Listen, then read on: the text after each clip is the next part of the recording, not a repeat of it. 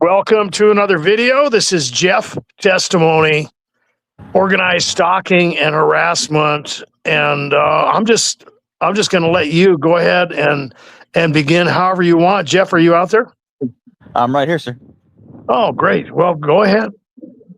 Okay. Well, like Doc said, my name is Jeff. I've been the victim of gang. I hate the word victim, by the way, but I've been a victim of gang stalking for 15 years, and electronic harassment for the last about 14 months. But what I wanted to do, because I know a lot of us don't have an idea of when our or what caused our harassment. I'm sorry, I'm outside and all of a sudden the dogs are barking. I hope that nobody can Oh, hear that's that. okay. That's okay. Distractions are going to happen. I've seen Okay. things that were, I was trying to talk to people where it's like zombies come out of the woodwork. All of a sudden, everybody starts. But I'm not saying that's what's going on. But go Sure. ahead. Sure. Okay. So when I was a kid, and okay, when my grandfather, so funny, I'm getting a little nervous now.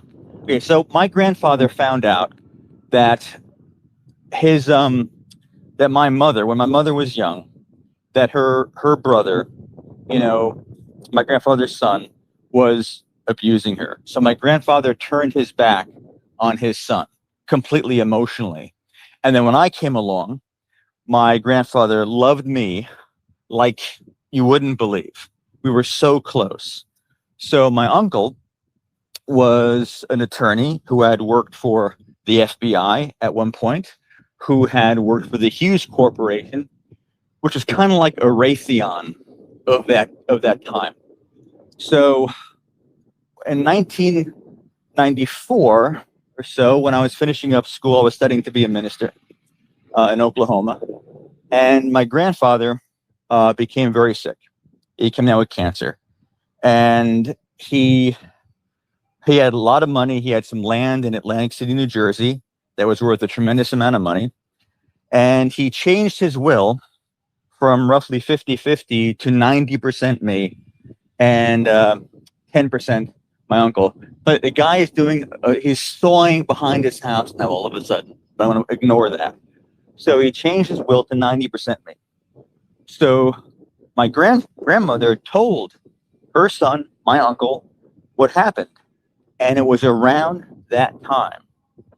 And oh, by the way, my uncle, his wife was either it was an assistant district attorney or a district attorney in a major, very, very large city in this country.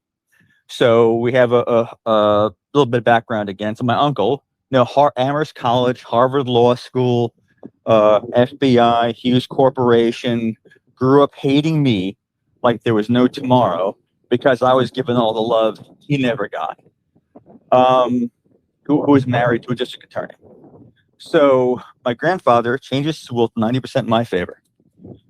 Now, around the time that happened, little things started. I was finishing up my last year of school, and it was just weird. Like my car, I had problems with my car, which was always in perfect condition. There was actually an accusation made against me that nothing ever came of. But if you're studying to be a minister, and not long before graduation, something like this happens, it could destroy you. So I went home. I graduated and went home.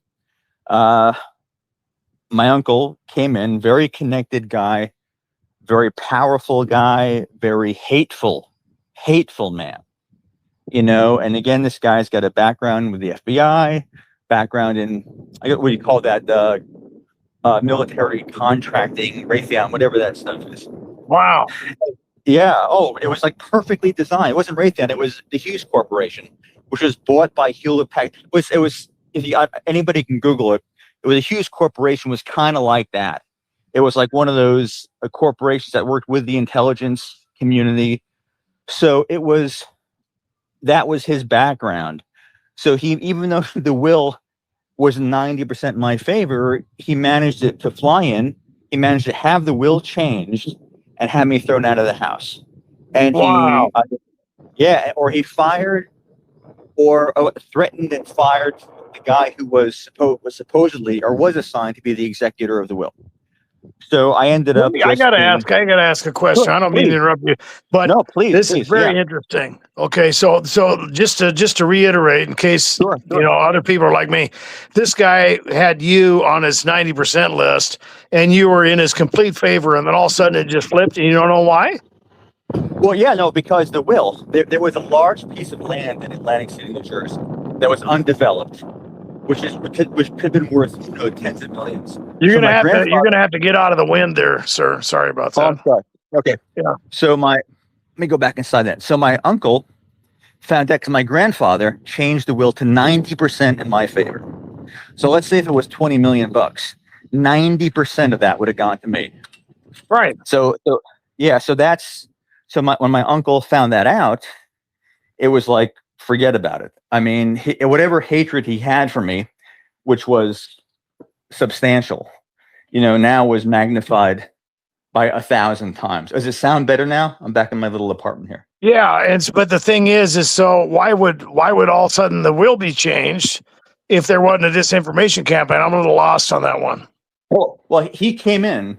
I mean, he again, a guy like this could come in, and he threatened my the executor that was assigned to be the executor of the estate. Oh, okay, And, I got you. and then that guy pulled back, and then to really sort of, I guess, lock it in, he hired. I would love to say the name of this law firm, but I'm not going to on your Yeah, show. don't do that. Yeah. I wouldn't. So he hired this law firm, and together it's a really, really, really powerful law firm.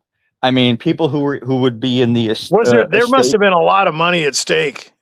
So your $20 million quote is not a joke. Is that correct? That's a rough estimate. It was a large piece of land, undeveloped in Atlantic City, New Jersey. Okay. I mean, that's the East Coast Vegas. Yeah, but it's going to pertain to this, and that's interesting. Okay, go ahead. So again, I was tossed out of the house. I didn't know what was happening. And I mean, I came from, it was kind of a comfortable family, and people might not like this about me, but I really didn't. I grew up not having to work. I know a lot of people probably hate me right now, but I grew up comfortable, but all of a sudden I'm thrown out of the house. I have no point of reference. So, but I thank God I landed on my feet, and I got a great job doing what I've always liked to do, which is working with people who are struggling with homelessness. And it's like, again, I had gone to school to be a minister, so it was kind of up my alley. But what was happening was, and I didn't even know the term, Doc. I never even heard the term gaslighting. This would have been back in about '96, and I was working it was again in New York City, and it was a job working with people who were had dual diagnosis, mental illness, and drug addiction. And it was one of those jobs that a lot of cops would have, like a part-time job there. They would kind of work 4 hours here and there just to supplement their income. Or at least that's what these two guys did. And one of them started gaslighting the crap out of me for no reason. I mean, I was a great employee. I'd get there early. I was connecting with everybody. I'd stay late. But for some reason, he was constantly undermining me. And I didn't understand that, and then, of course, it went from that to I met a girl, whole fell in love. She kind of came in out of nowhere. I went to California.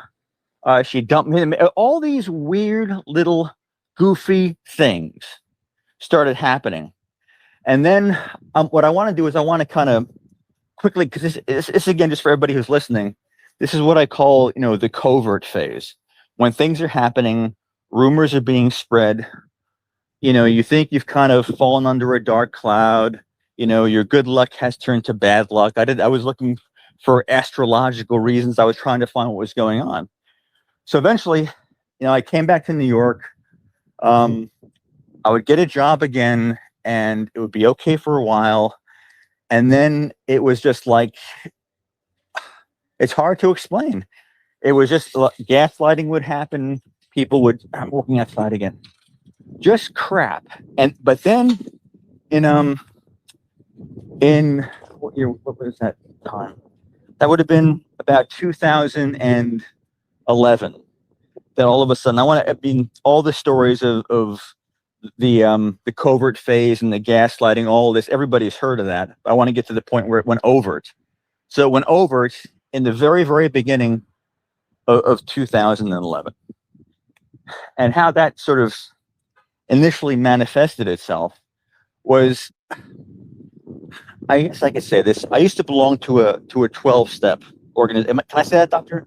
Is that all right? Oh, you're talking about the common Alcoholics or Narcotics Anonymous. Is that what you're talking about? Yeah. Okay. The one that's at the one that's at the front of the phone book. Okay. And so I had been going to this for a while at that time, and I had a lot of really close friends there.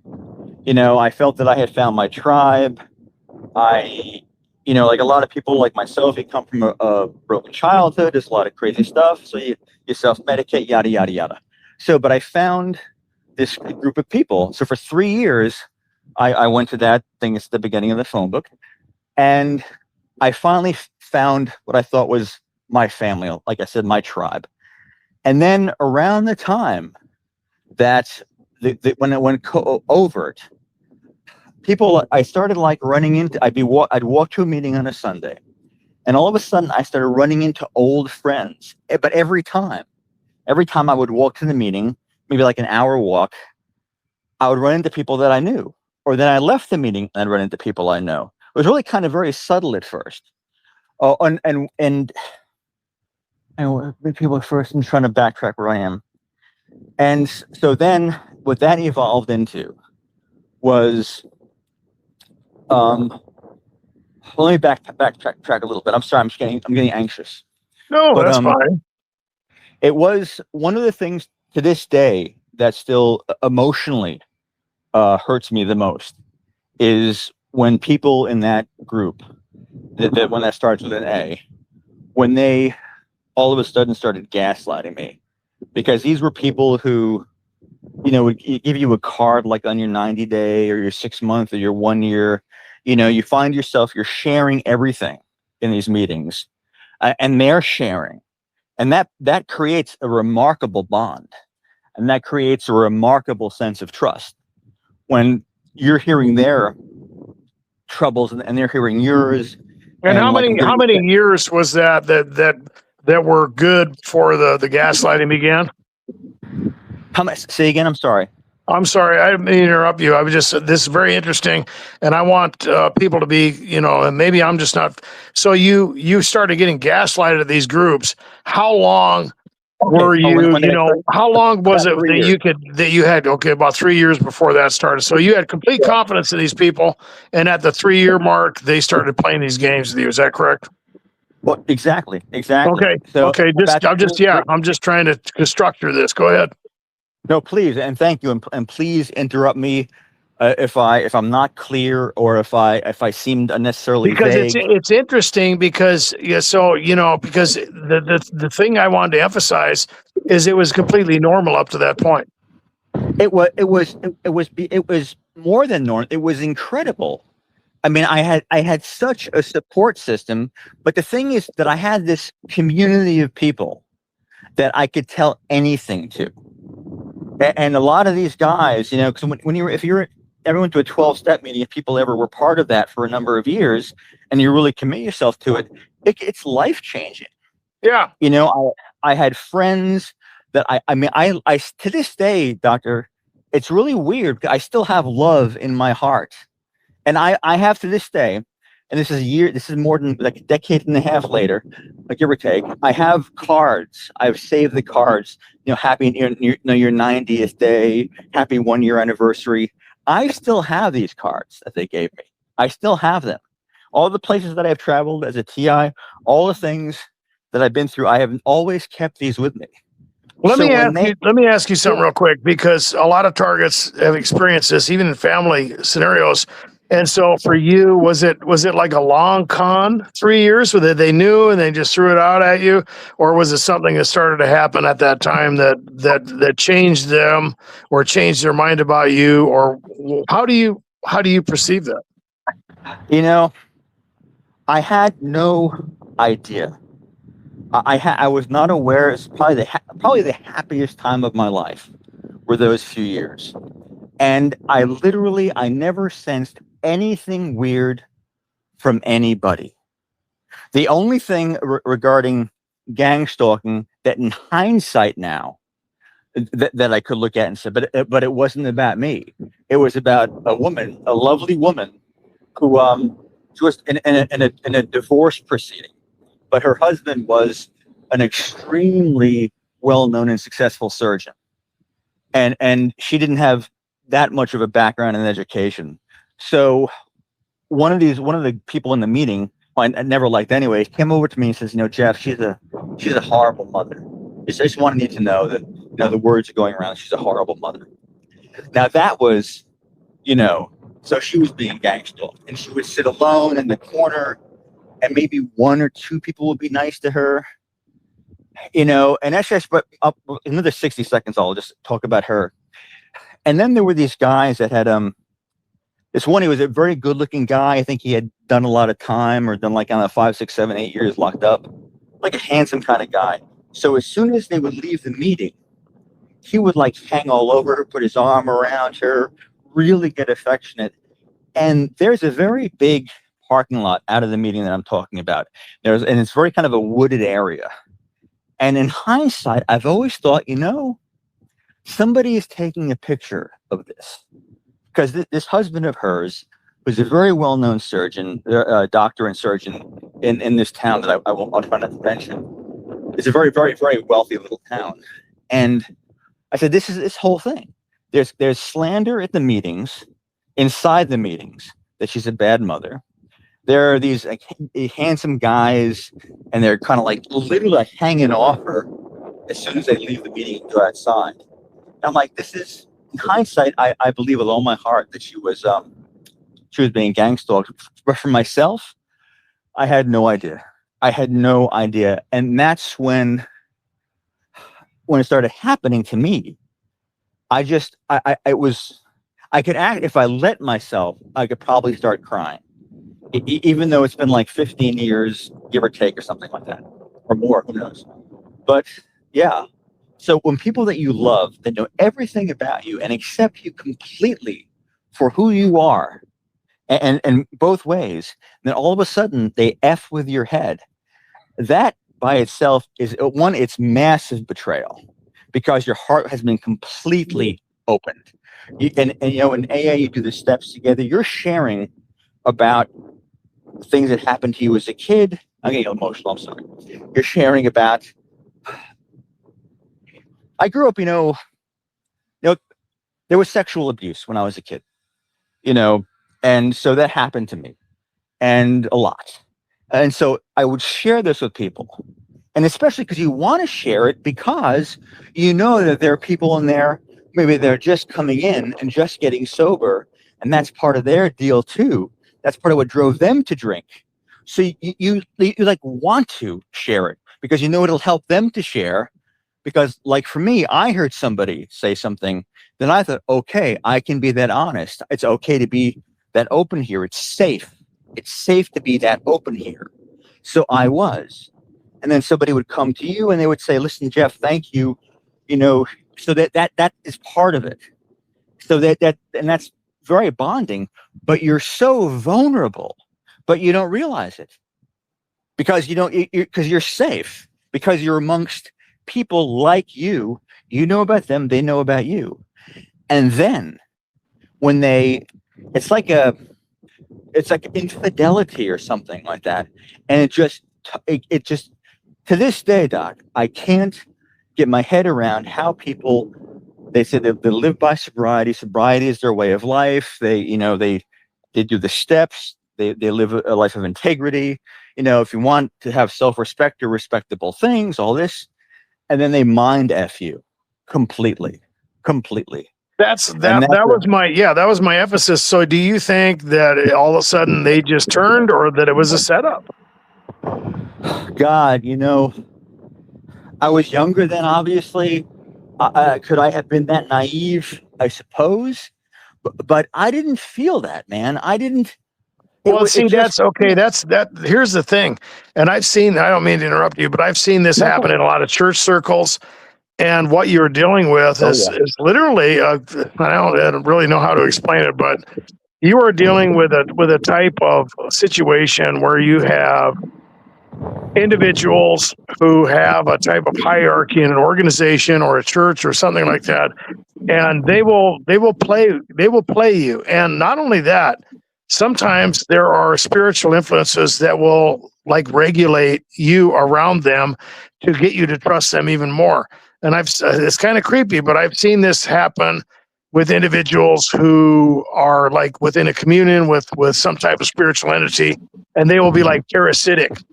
They will like live in different people's houses, and the individuals will make up for that space in their heart or that space in their life, almost like a charismatic type of demon that will, but they won't feel anything. They'll feel completely happy.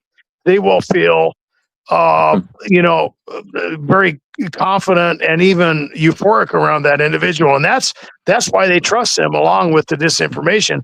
And I'm not saying that's what happened to you, but I'm just saying that even in cults is kind of the emphasis of that when you get the false teacher, because I know you said you were going to be a pastor, that yeah. I've seen that, and a lot of people similar to this, maybe things in Mormonism where they seek a sign of peace and a burning of the bosom or whatever, that you have that type of supernatural activity that so the way you feel is going to be completely, it's going to go along with that gaslighting. But I don't mean to interrupt you, so I just want to put that in there. No, thank you, and you're absolutely right. There is a spiritual component to the program, to gang stalking. I didn't mean the AA program. I mean the gang stalking, and I didn't. I'm always very, very leery of talking about that, because sometimes people, and I totally dig it, Doc. It's a horrifying situation when you're targeted. So I think some people, and I could be wrong, they make it completely spiritual, as if nobody is aware of what they're doing. That Well, that's nobody. not. Yeah. Well, I'm sorry, but their alignment. Even though they get mind controlled, or even though they deal with manipulation spiritually, that can only happen if their alignment is with, or they're not walking with the Lord or something like that. And so they're still culpable in that area, right? Yeah, I'm with you. I'm totally with you there. Yeah, Right. Yeah. So I had to put that in there because a lot of people get very frustrated and say, well, you're just making this to where these people are just, they're not making any free will decisions. Of course they are. Of course they are. yeah, yeah, But then they become victims of that. Yeah. yeah. No, there is. It's interesting. I could go down this road where there was a. It's very, very dark, this stuff. There's a great organization in the UK. I'm not going to say the name.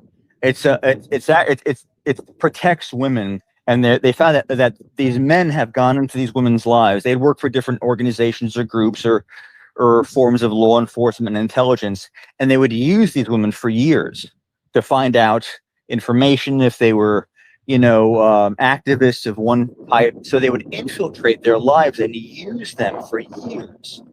And so that happens. And in gang stalking, that does happen. I think they call it intimate infiltration.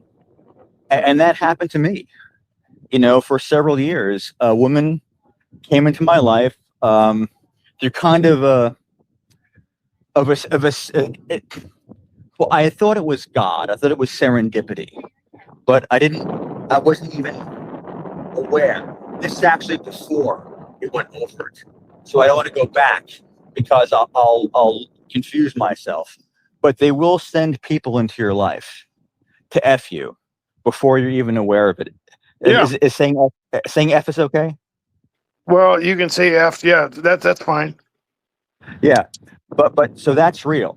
So, yeah, the AI. I didn't mean to harp on that for so long, but as I was talking about it, I was really how much emotion I still, after a decade and a half, how much that hurt me.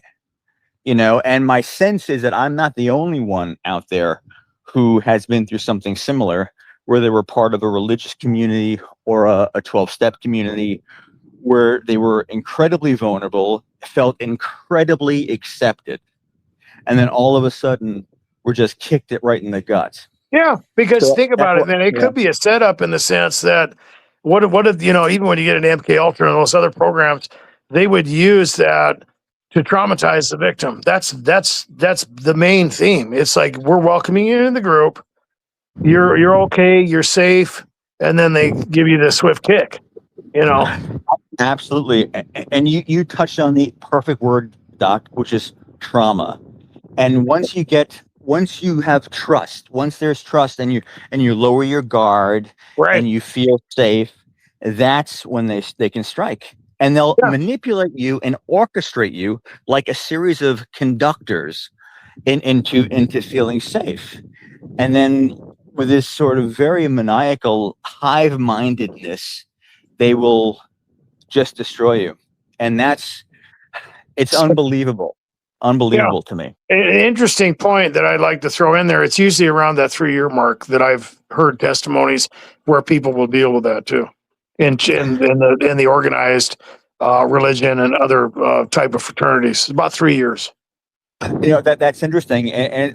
Speaking of patterns, I think that's the one thing that a lot of people who have been traumatized, whether it's abused when you're a kid or through life or these things, you become very good at pattern recognition because your brain is also a survival mechanism. And also I do believe, because I try not to go down to the religious road too much, but there is obviously God does protect you. God does talk to you, especially if you're living in a way where you're not being self-sabotaging, which is an interesting thing that a target can fall into, because I did.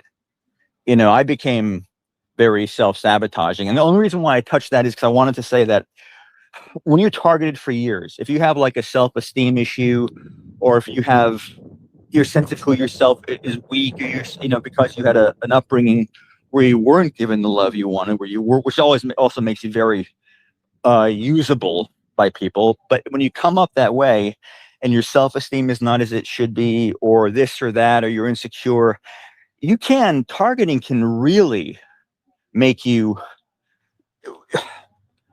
even hate yourself, and I have found that, like, okay, like I'll be 59 in May, and I'm like, why haven't you gotten it together? I mean, I'll for like, it's almost as if for that moment I'm looking in the mirror and I forget that I've had 15 or 16 years, 15 years of total sabotage externally, but I'll find myself almost blaming myself. Right. And I think No, that's a good point. And you hit on something. I don't mean to interrupt you, but this is very important because you're absolutely right. Because that's huge part of the gaslighting and that equation, not only the spiritual dimension, but the handlers of despair and gaslighting, that you have to internalize this whole thing, forgetting, as you have mentioned, that you are experiencing things that other people are not. So you're still being compared to all the people in the world who are succeeding or failing, but they're not dealing with what you're dealing with, right? Yeah. Exactly. It's a funny, the volume dropped on the phone, and now I'm getting feedback. I'm hearing myself. Okay, now I hear you. Now I hear you. Okay. Yeah, you went into a building, I think is what happened. No, I didn't move. I Okay. got a phone call came in from the outside, and I didn't. I rejected it with the red button or whatever that is, and then all of a sudden the sound is here. But that's okay. We didn't lose the show, did we? We didn't lose anything. We're still recording. It'll be fine. Okay, great. But I think you were saying about, I had mentioned about that you can literally, low esteem can snowball into self-hatred. Right. Yeah, that's what they want you to internalize this whole thing, forgetting that they're subjecting you to this torture and harassment and these exponential forces and factors that are isolating you and basically tearing the foundations away from your life. But they will do it incrementally and very cleverly, to the point where now you'll start thinking that it's you. You're just living in fear, or you're living out of faith, or that you're being paranoid, or you're not trusting God, or that you just can't deal with it. But really, see, that's the trick. That's the trick of gang stalking, because they destabilize you and they torment you and they get you to process information differently. And then when the sequelae, starts to wear off, they'll kick it up. Or when the individual starts to break away, they'll intensify it, or they'll back off to gaslight them. And then, like you said, after many years of it, then you start wondering if it's your fault, right? Precisely. Yeah. Exactly.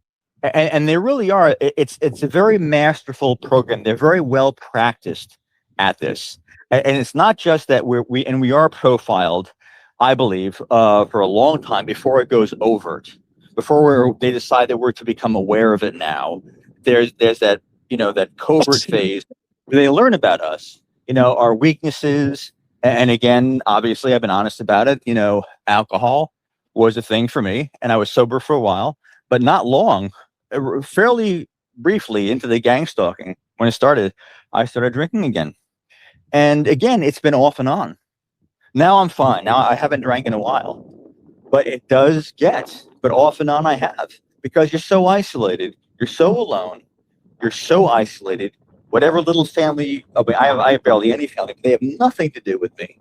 Friends of over 50 years that I love to this day. And I don't get mad at anybody for that, because my sense is that what happens is, and I did speak to somebody in the human rights organization about a year ago who actually, and I couldn't believe it, did confirm some of what we were talking about, which was that they will go to people that people who might support you, and say, listen, Jeff is under some kind of investigation, and I'm not saying it in every case, but I think it does happen.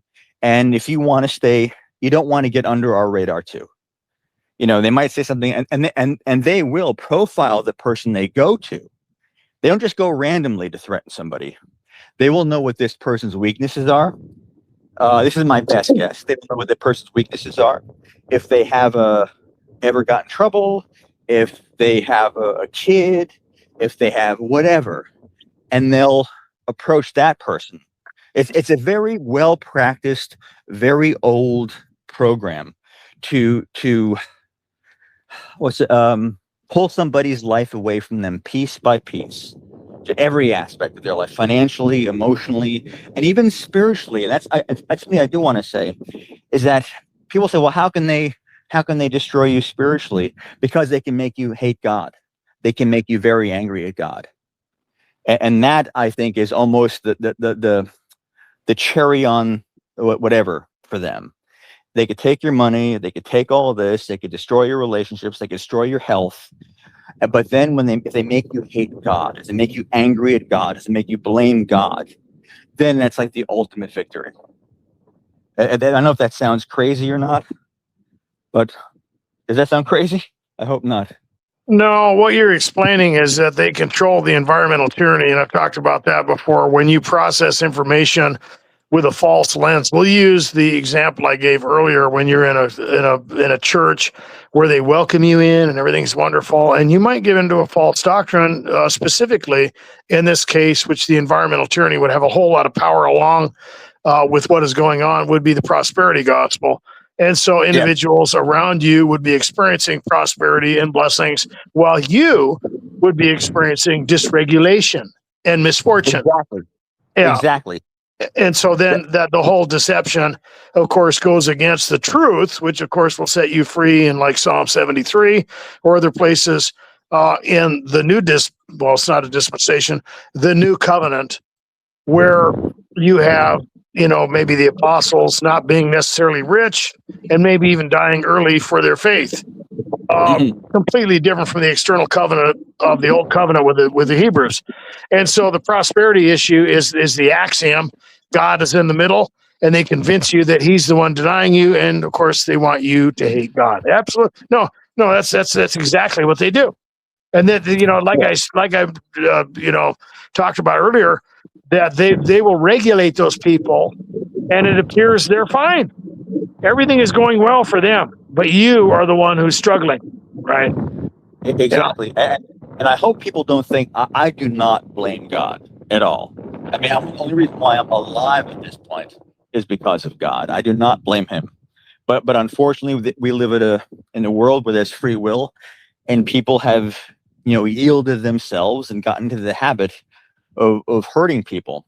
And I Yeah. do think that a lot of there's a great deal of sadism in the targeting program. I think people who are the whole very popular term nowadays, malignant narcissists, and you take that further, there's psychopathy and sadism is a part of that. And I think people who are predisposed to that, take to stalking and harassing like a duck takes to water. And I think over time, it's from what I've seen is that it's like I think making people suffer becomes their drug of choice. Hurting people becomes their drug of choice. And I've seen that, and that's really a doctor that scares the crap out of me. That we live in a world where there are so many people who, or at least it seems that way, especially when you're targeted, that there are so many people who that making you cry or making you afraid and be scared or whatever is the highest point of their day.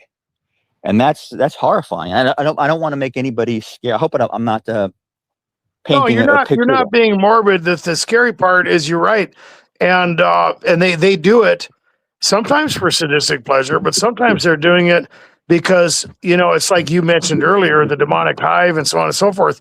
And when Yeah. you look at even the invasion into churches with false doctrine and so on and so forth, what are you seeing? You were seeing a type of exponential geographical takeover that Paul warned about in Acts 20:29 that involves, wolves creeping in and taking over. And that's not only in the government, but in churches and everywhere. Okay. And so like you said, when this whole thing gets kicked off, it's creepy. And then, you think you're in a safe place, and then you find out there are infiltrators, but you don't even know what to do, Especially early on, because you're so disoriented that's the best way that I could describe it. And there's my landlord there. Hey, Lupe. That's it's the only way I can describe it in the beginning is it's completely disorienting. I'm just waiting for my landlord to go back inside. No, that makes perfect sense because that's the flip. That's how they traumatize people, and then no one's supposed to know. There are people out there that don't know about this stuff. You are obviously, you're one of them until you know. And so but there are people who do know about it and they become involved, and that's also creepy. And I've seen that to where individuals that I've known for decades will finally come out and let me know. And I remember their little comments, like you said, the overt, the covert, that they were there the whole time. They knew, That's unsettling, isn't it? I mean, it's very, very, very disturbing. And then what was this? So there are people that I'm not going to obviously name any names. I don't do that. I don't with the term doxing or whatever it is. I don't pull anybody into. I'm not going to. It's so easy when you're targeted as the years go on to let resentment build up, to let rage build up, and when people who maybe you've loved haven't just turned their back on you, but they've betrayed you aggressively.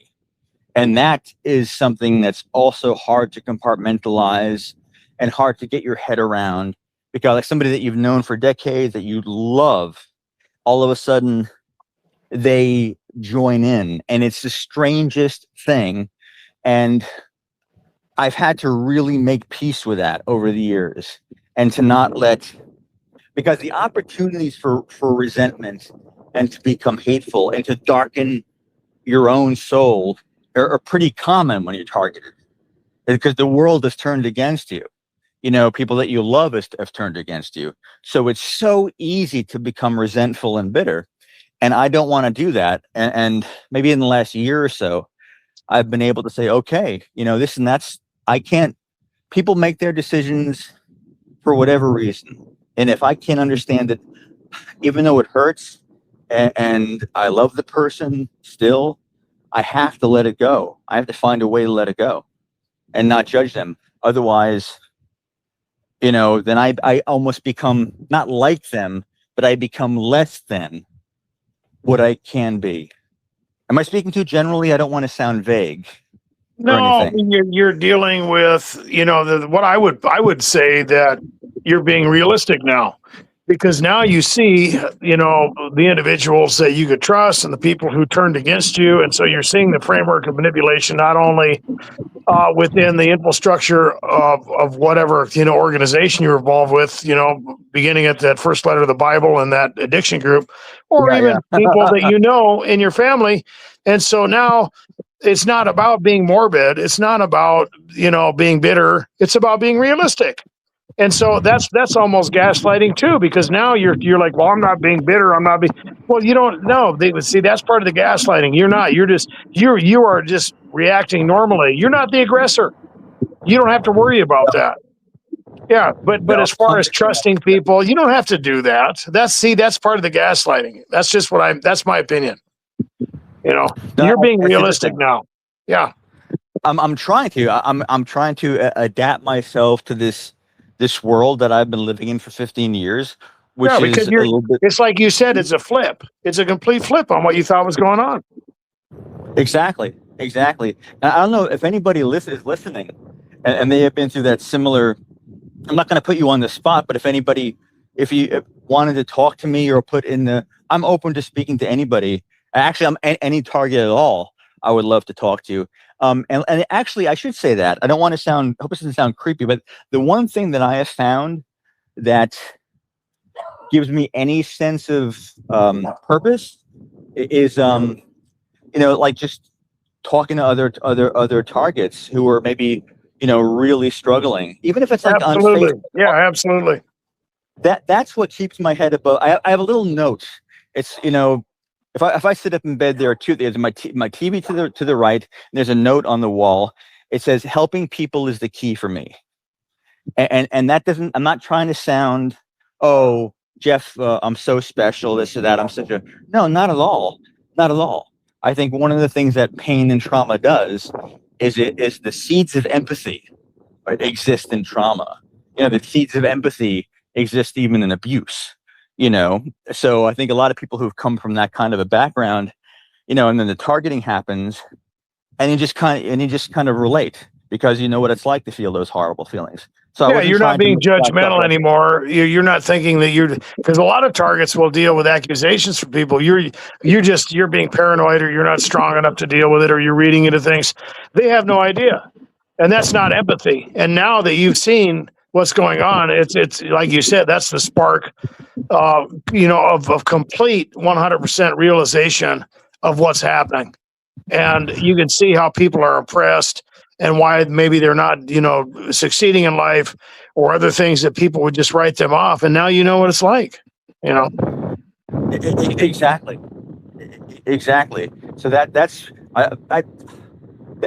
for me, that's kind of where redemption is. And I don't mean, I'm speaking obviously, metaphorically, but as far as giving me a reason to continue to go on at all, it is, when you can, if you say something to somebody, or you say a couple of words and they get a note back and they say, well, thanks, it helped.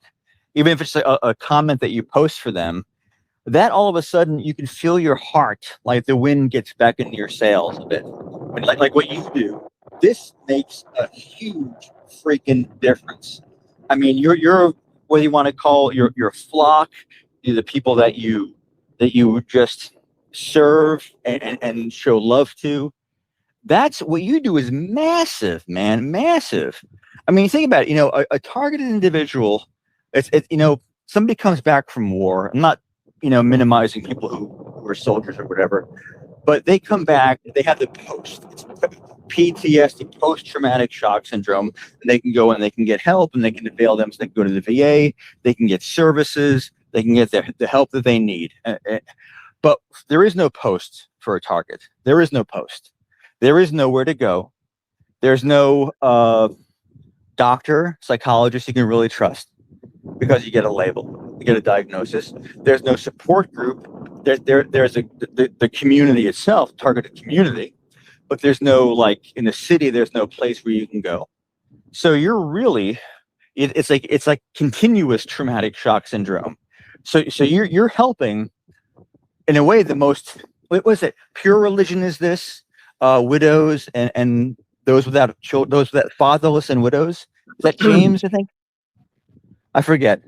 Well, but you're talking about helping individuals out who the God will he will take up the fatherless and the widows, so on and so forth. So, yeah, but the thing but the is, what vulnerable. you're saying Yeah, is it's true because here's the scary part is that why is it that a lot of doctors would shy away not only from other things that we can't mention, telling them that this is why I didn't do it, but I'm going to go ahead and give it to you, or just saying, well, here's really what we believe in the mainstream, and this is not in the part of the norms of society, and I'll lose my license if I admit that it's real, right? But yeah, it's true. yeah, Yeah, I so sometimes I'm sorry, sir. no, go ahead, absolutely, go ahead.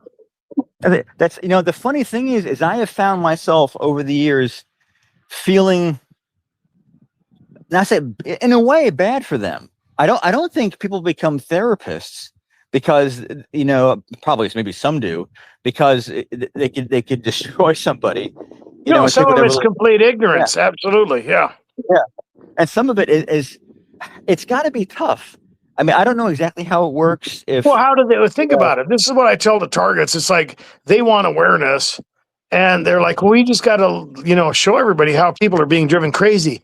But what if they find out that violates their conceptual framework, and now they're, who knows what they're going to go into a psychosis or whatever. So they're basically they have to reject that information and scrutinize it to all the criteria that they have, which would say that's not possible.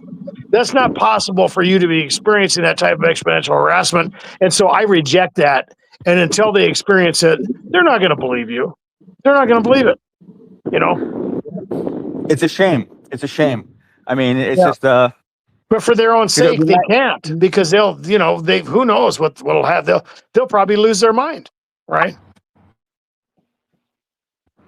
now I don't know. I just got that same number from Canada. I don't know anybody in Canada. Just called me. Let me see. Well, turn off Can you your hear me? notifications. Is probably what you should do.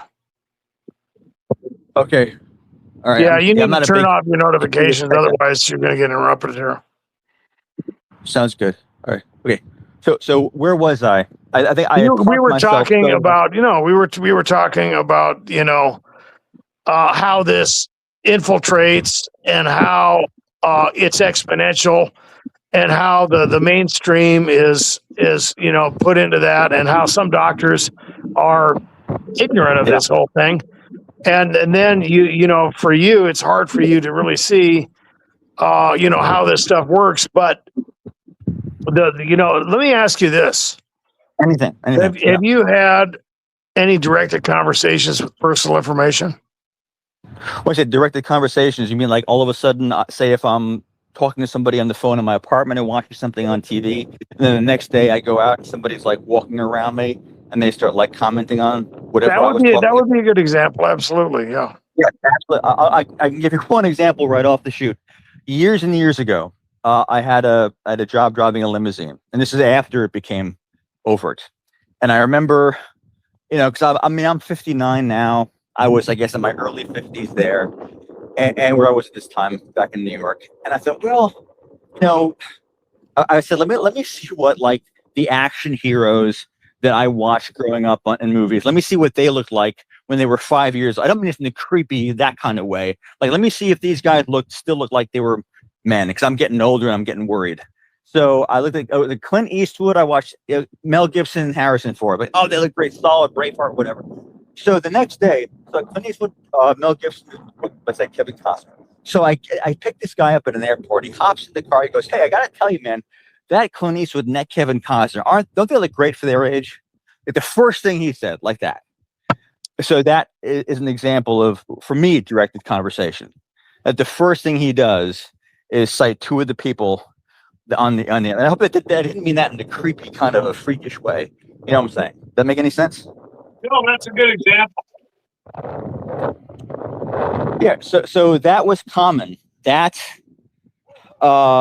in the beginning, the thing that's still common is the throat clearing stuff.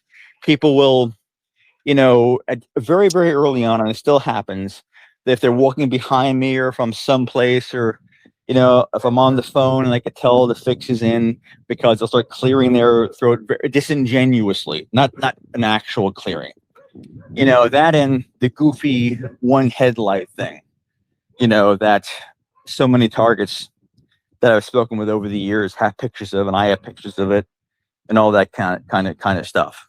Can you hear me, Doc, by the way? Yes, yeah, no, you're doing well. Have you ever had the break-ins? A lot of times they'll do that. For years and years and years. When I was in New York about 3 years ago, um, I still do it. I pack up every single thing. I never leave open food, ever, of any sort. I only buy canned foods at this point. I videotape my apartment and my TV working. Well, videotape or whatever we do with audio, technical, whatever it is, with the phone. And because when even though I did that, a perfect example, back in New York, even though I put every cord, every bit of technology, if there's any open food, any journal, everything goes in the backpack. Even my can opener, because I've broken can openers in the past, and I only use canned food, so I have to have one. I came back, and I had about 1 year's worth of contact lenses, and I kept them with my photographs in the same sort of big Ziploc bag. And so I had 3 full, like, I don't know, whatever, a year, at least a year's worth. And there were 2 loose lenses left. So they took all the contact lenses and left 2 left. So always, so I cannot leave, Doc, I can't leave anything of value. I put every single thing into my big backpack that is of any value. And still people have come in and stolen coats or stolen sweaters. So I can only buy canned soda now, because if I buy the big bottles, which are much cheaper, but they'll come in and they'll open the tops. They'll open them and they'll close them again. They break the seal. Well, this is interesting, because I mean, I've seen that. I've dealt with it. It's no joke. So, have you experienced the effects of covert drugging and poisoning at this point, or is it just like, okay, well, go ahead. Now, the only reason why I'm telling this, I'm not going to mention the person's name. No. They're dead now. Anyway, for several years. But this is in the beginning, and I was going all over the place, trusting still most people at this point, like a goofy, stupid kid. And there was an older woman, and she let me stay with her. And she was, one of those, always having the cigarette going, drinking, or kind of like a tough broad kind of thing. And I wasn't sleeping at all then. So she had medication, and she says, she always, do you want an Ambien? I said, okay. And then I would have to ask her every night. And it's so funny that I guess I had no respect for myself. I say her name, and then I say, yada, yada, may I please have an Ambien? I would have to do that, every night, like a dog. And she gave me one night, and I said, oh, this isn't an Ambien. It's round. She goes, oh, it's generic. And this is a true story. And so the next thing that I remember, I was lying on my back on the bed in her bedroom, and she and the guy, this sort of big young dude who lived next door, they were both standing over me. And I remember agreeing. And then I woke up, and pardon me if I was sore, if you follow me. Yeah, I got you. No, yeah. I just wanted to put that out there, because that kind of stuff does happen. So in other words, folks, don't take anything. Don't, if somebody offers you I've stuff, seen that. I've seen that happen. Absolutely. Yeah. Yeah. So that happened to me. I've had stuff put into my food, which, somebody brought me a plate, and the other couple of people in the house were fine, but I was on the floor for about a day in the bathroom. Oh my gosh. Yeah. Yeah. Absolutely. Yeah.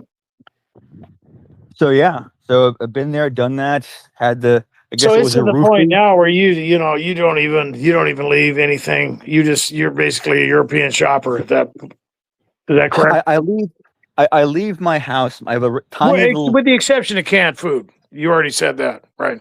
yeah. What do I eat? No, I just eat. I eat canned sodas and canned food. Yeah. That's it. Okay. Well, that's another plan, because they want you to eat processed food. So I would suggest that you become a European shopper. That led to a lot of health problems and a lot of targets I've talked to, including me. But they will do that because they know that really the only thing you can trust at that point is, like you said, canned soda, canned food, and they want to. There's exponential health effects from that stuff, though, and I've experienced that. But that's unfortunate. Is it? I agree with you. But the thing is that I only because every time I leave my place, in the back of my mind, I know one Yeah, that they'll be aware of it and they'll come in. So what I do is I leave once a month now. I go to the pharmacy once a month. I just started my auto pay on my phone, so I don't have to go to the store to pay it. So I leave once a month. And when right. I was in New York a few years ago, Yeah, well, I if you didn't got have the to leave it. finances to do it, that's not a bad plan, really. Yeah, I mean, I'm not well off. I mean, I'm disabled, so it's, but yeah, so Well, you're I barely you're get by. doing all your shopping and then you're guarding everything by being home, basically. Yeah, and Yeah, I've it's done that. tough I've done it myself. Yeah. because you get, how's it going? You get to saying a little bit to the neighbors. How you doing, buddy? No, I'm sorry. I'm on the phone. Sorry, buddy. Yeah, I remember, like it's been so long. I remember I was talking to the Lyft driver today, and he was nice to me. He was kind. He didn't say anything or do anything, to mess with me. And I was like, this is so lovely. This is so nice. I can almost cry that this person is being nice to me. You just become so, I just, I'll even get to the point where I'm watching those videos or scrolling through things, and you see like like a reunion video and all this kind of family gets together. They haven't seen each other for years, and I'm just crying my eyes out. Because when you target, you're so deprived of warmth and kindness and decency, or even just politeness. You're so used to being, if not gaslit intentionally, No, just being. that's good because that's deprivation methodology. Absolutely. You're Yeah. being deprived of your social connection. There are chemical reactions that happen in your brain when you get that stuff. Absolutely. Yeah. Yes, indeed. It's a total deprivation program in every kind, spiritually, emotionally, practically everything. Yeah. But yeah, so I never leave anymore, and that's tough. I remember in New York where the pharmacy delivered, and I would be so happy to see the pharmacy delivery guy, because he was just this older dude, and he would smile, and he would like kind of like avuncular fatherly grandfatherly thing. So like for 2 minutes a month, I had this human interaction Right. that was kind and genuine, and it's amazing because we can get so screwed up in our heads over time. You used a perfect word earlier. We're dysregulated. We become dysregulated, and sometimes I think we're not even fully aware of it sometimes, how vulnerable we are.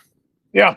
But I'm sorry, I think I got off track there. I apologize. No, you're not off track at all because you're describing your experience and how these things are affecting you emotionally, moving into the gaslighting you talked about, in the sense that now with that deprivation methodology, along with the other things that for you would take you into that place of internalization, right? So now Yeah, you're feeling guilty, you're feeling deprived, and then you look back on this whole thing. You watch an email or something on Facebook where people are getting together, and it's like, so for me, it makes you depressed, and it's like, well, okay, but with the experience that you've had and other targeted individuals have dealt with, when you break out of that paper mache, what do you see? You see people who are being manipulated. You see people who are selling out or even scheming and premeditating these things in your life. And like you said, dysregulation is a part of that, but you cannot buy into the illusion. And so everything is good until it's not. Unfortunately, some people can be manipulated easier than others. And for yes. targets, like you said, when you get into the family or you get into people who have more responsibility, like you said, when you've shared things in group or whatever, that's a pretty big deal. And when you get into that 3-year mark, it's a calculated maneuver, in my opinion. And then all of a It is. sudden, yeah, go ahead. No, it is. It is calculated. I mean, and even if not every 120 people in the room are in on it, there is something there. There are people who know what's going on, Oh yeah, and absolutely. and it is calculated, and it's such weaponized emotional betrayal. It's not even the average betrayal that happens to people throughout their life. It's like weaponized collective betrayal that's just polished and designed and tailored to impact you in the most painful imaginable way. Yeah. And it's unbelievable. I still can't get my head around it, but I don't know Well, what to tell you. that's part of the conceptual framework flip. Like, who would even think something like this could happen? Let alone people turning on you and playing this little game. It just makes it that much more surreal. You know. Completely. And oh yeah, I don't know why I'm sort of I was drawing a blank here for a second, but Let me what was ask like you. Let me I'm ask you sorry, some Doc. other questions Please, because this is please, very please. interesting. You've talked about the betrayal, the setup, the infrastructure. The whole idea of you bearing your soul and experiencing this exponential thing, even within your family scenario, which involves a lot of money. Which, when you Yeah. get into a lot of things, Wow. even in history, you see all these mechanisms that are activated to separate people and get them to turn against each other. And so, not only are targets dealing with that, but a lot of them are trying to figure out why. And so, for you, in that respect, at least in that circle, you seem to have come up with a reason. But within the other scenario, within that group scenario, what is it? Is it narcissistic supply? Is it something else? What do you perceive that these individuals, was it like a disinformation campaign within that group scenario that turned against you? Why would they do that? I think the reasons probably vary to some degree, person per person. I think in those 12-step groups, there are a lot of people that are mandated to be there by the court. That does happen, and I think that their approach, whether it's I guess through their what do you call that, a parole agent So they or were infiltrators to begin with. Is what you're saying? yeah, They're just there to get their paper signed, and they're probably under the influence anyway, right? yeah. So there's that, and then there's I think those that just so they will do whatever they're told, and I think there are those that get money, they get paid to do it, but there are also, and this is not really talked about, is that there are predators that go to 12-step groups. Oh yeah, absolutely, yeah. Because it's a horrible, it's disgusting to even think about it, but there are guys that cruise 12-step groups looking for women who are trying to get sober. I didn't know that for a long time, and then somebody told me about that, and there's a horrible saying about it's kind of it's there's not a curse in it, but it talks about okay, I'll just say what it is. They say that there are men in there. Get her. That they have a little saying amongst themselves. Get her on her back before she gets on her feet. And there's actually a group that go by that. Now that is effing disgusting. Absolutely. That is when I first freaking heard that term. I just again, I don't know. Maybe it's just hard to imagine. I don't know if it's so much naive on my part as much as it is you don't. I mean, that's what they do. That's how that they function. That's like fun for some of these people. So that's pretty harsh. So there are that group that I think they just like screwing with anybody. I think to answer your question, I'm sorry, I'm answering so Herbert to answer. I think the reasons vary. I think there's money. I think there are people who just like messing with you. I think that there are, I don't know. And then there are those who I think also think that maybe they're doing something good. I think disinformation can go out quickly and say, listen, Jeff did this or that or whatever. And what they might do is approach somebody and who experienced something horrible, and they'll say, well, Jeff did something along the lines of it was done to them. They'll kind of like pick it. they'll kind of, which I have noticed in the past from other targets too. They'll say that, you know, this person was told that I did something or that had been done to them, and they kind of weaponize and tailor the gossip or to slant or to some degree, you know. I'm sorry I didn't have a definitive Well, answer for no, I you. mean, that was an answer because there's multiple reasons people become involved in gang stalking for multiple reasons, and it's not always just one thing. So yeah, that makes sense. Yeah. Yeah, I mean, there's the retired vet that I've seen a lot of that. I think these guys just want to feel, you know, a sense of purpose again.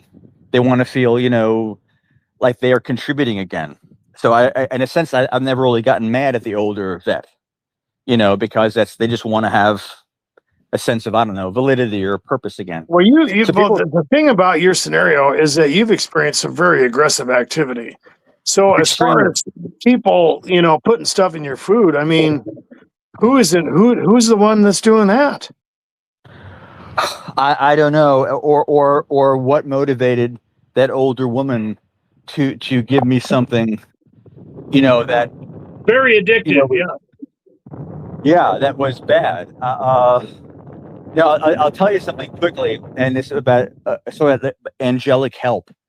Is this is around a year or so? It's about a year or two after the whole thing with my uncle and being tossed out of the house, and I was staying with a friend, and I got a job as a security guard one night. Not one night, but I got for like, I don't know, a few months. But one night, I was making the rounds. You know, whatever. It was like a little complex with, I guess, like I don't know, 10 different apartment buildings, about 8 floors high each.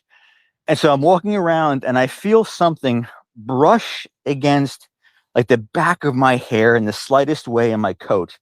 And it was an air conditioner that had gone out of about an 8th floor apartment. And it exploded behind me when it hit the ground. And I felt like a dusting, the lightest touch on like the back of my hair and the little sort of security My guard plastic. gosh. Yeah, that was, and that, so yeah, but that was, as scary as that sounds, it's also getting a little emotional now. It's because God, to me, that's God. I almost imagine it as an angel put its wing between my, like right behind me. Yeah. And but I felt it, man. I felt it like right behind me, like the lightest brush, and then it exploded when it hit the ground. And that was about 8 floors up. I'd have been dead in a heartbeat. Oh yeah. So God is, you know, on this side of targeted individuals, not to sound so unbelievably corny, but there is an incredible amount of protection that we have, you know, that I am immensely grateful for, because that's the gospel truth, man. Isn't that unbelievable?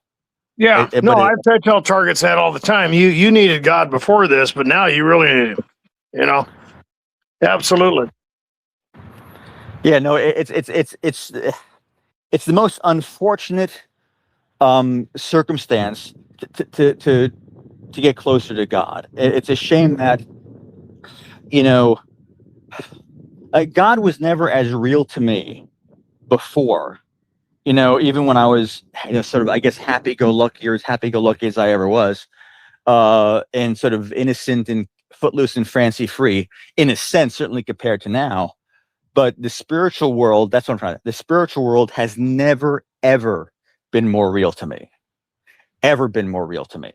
Right. Because it's just, yeah, man. I mean, it's like Ephesians 6. You know, our fight isn't against flesh and blood.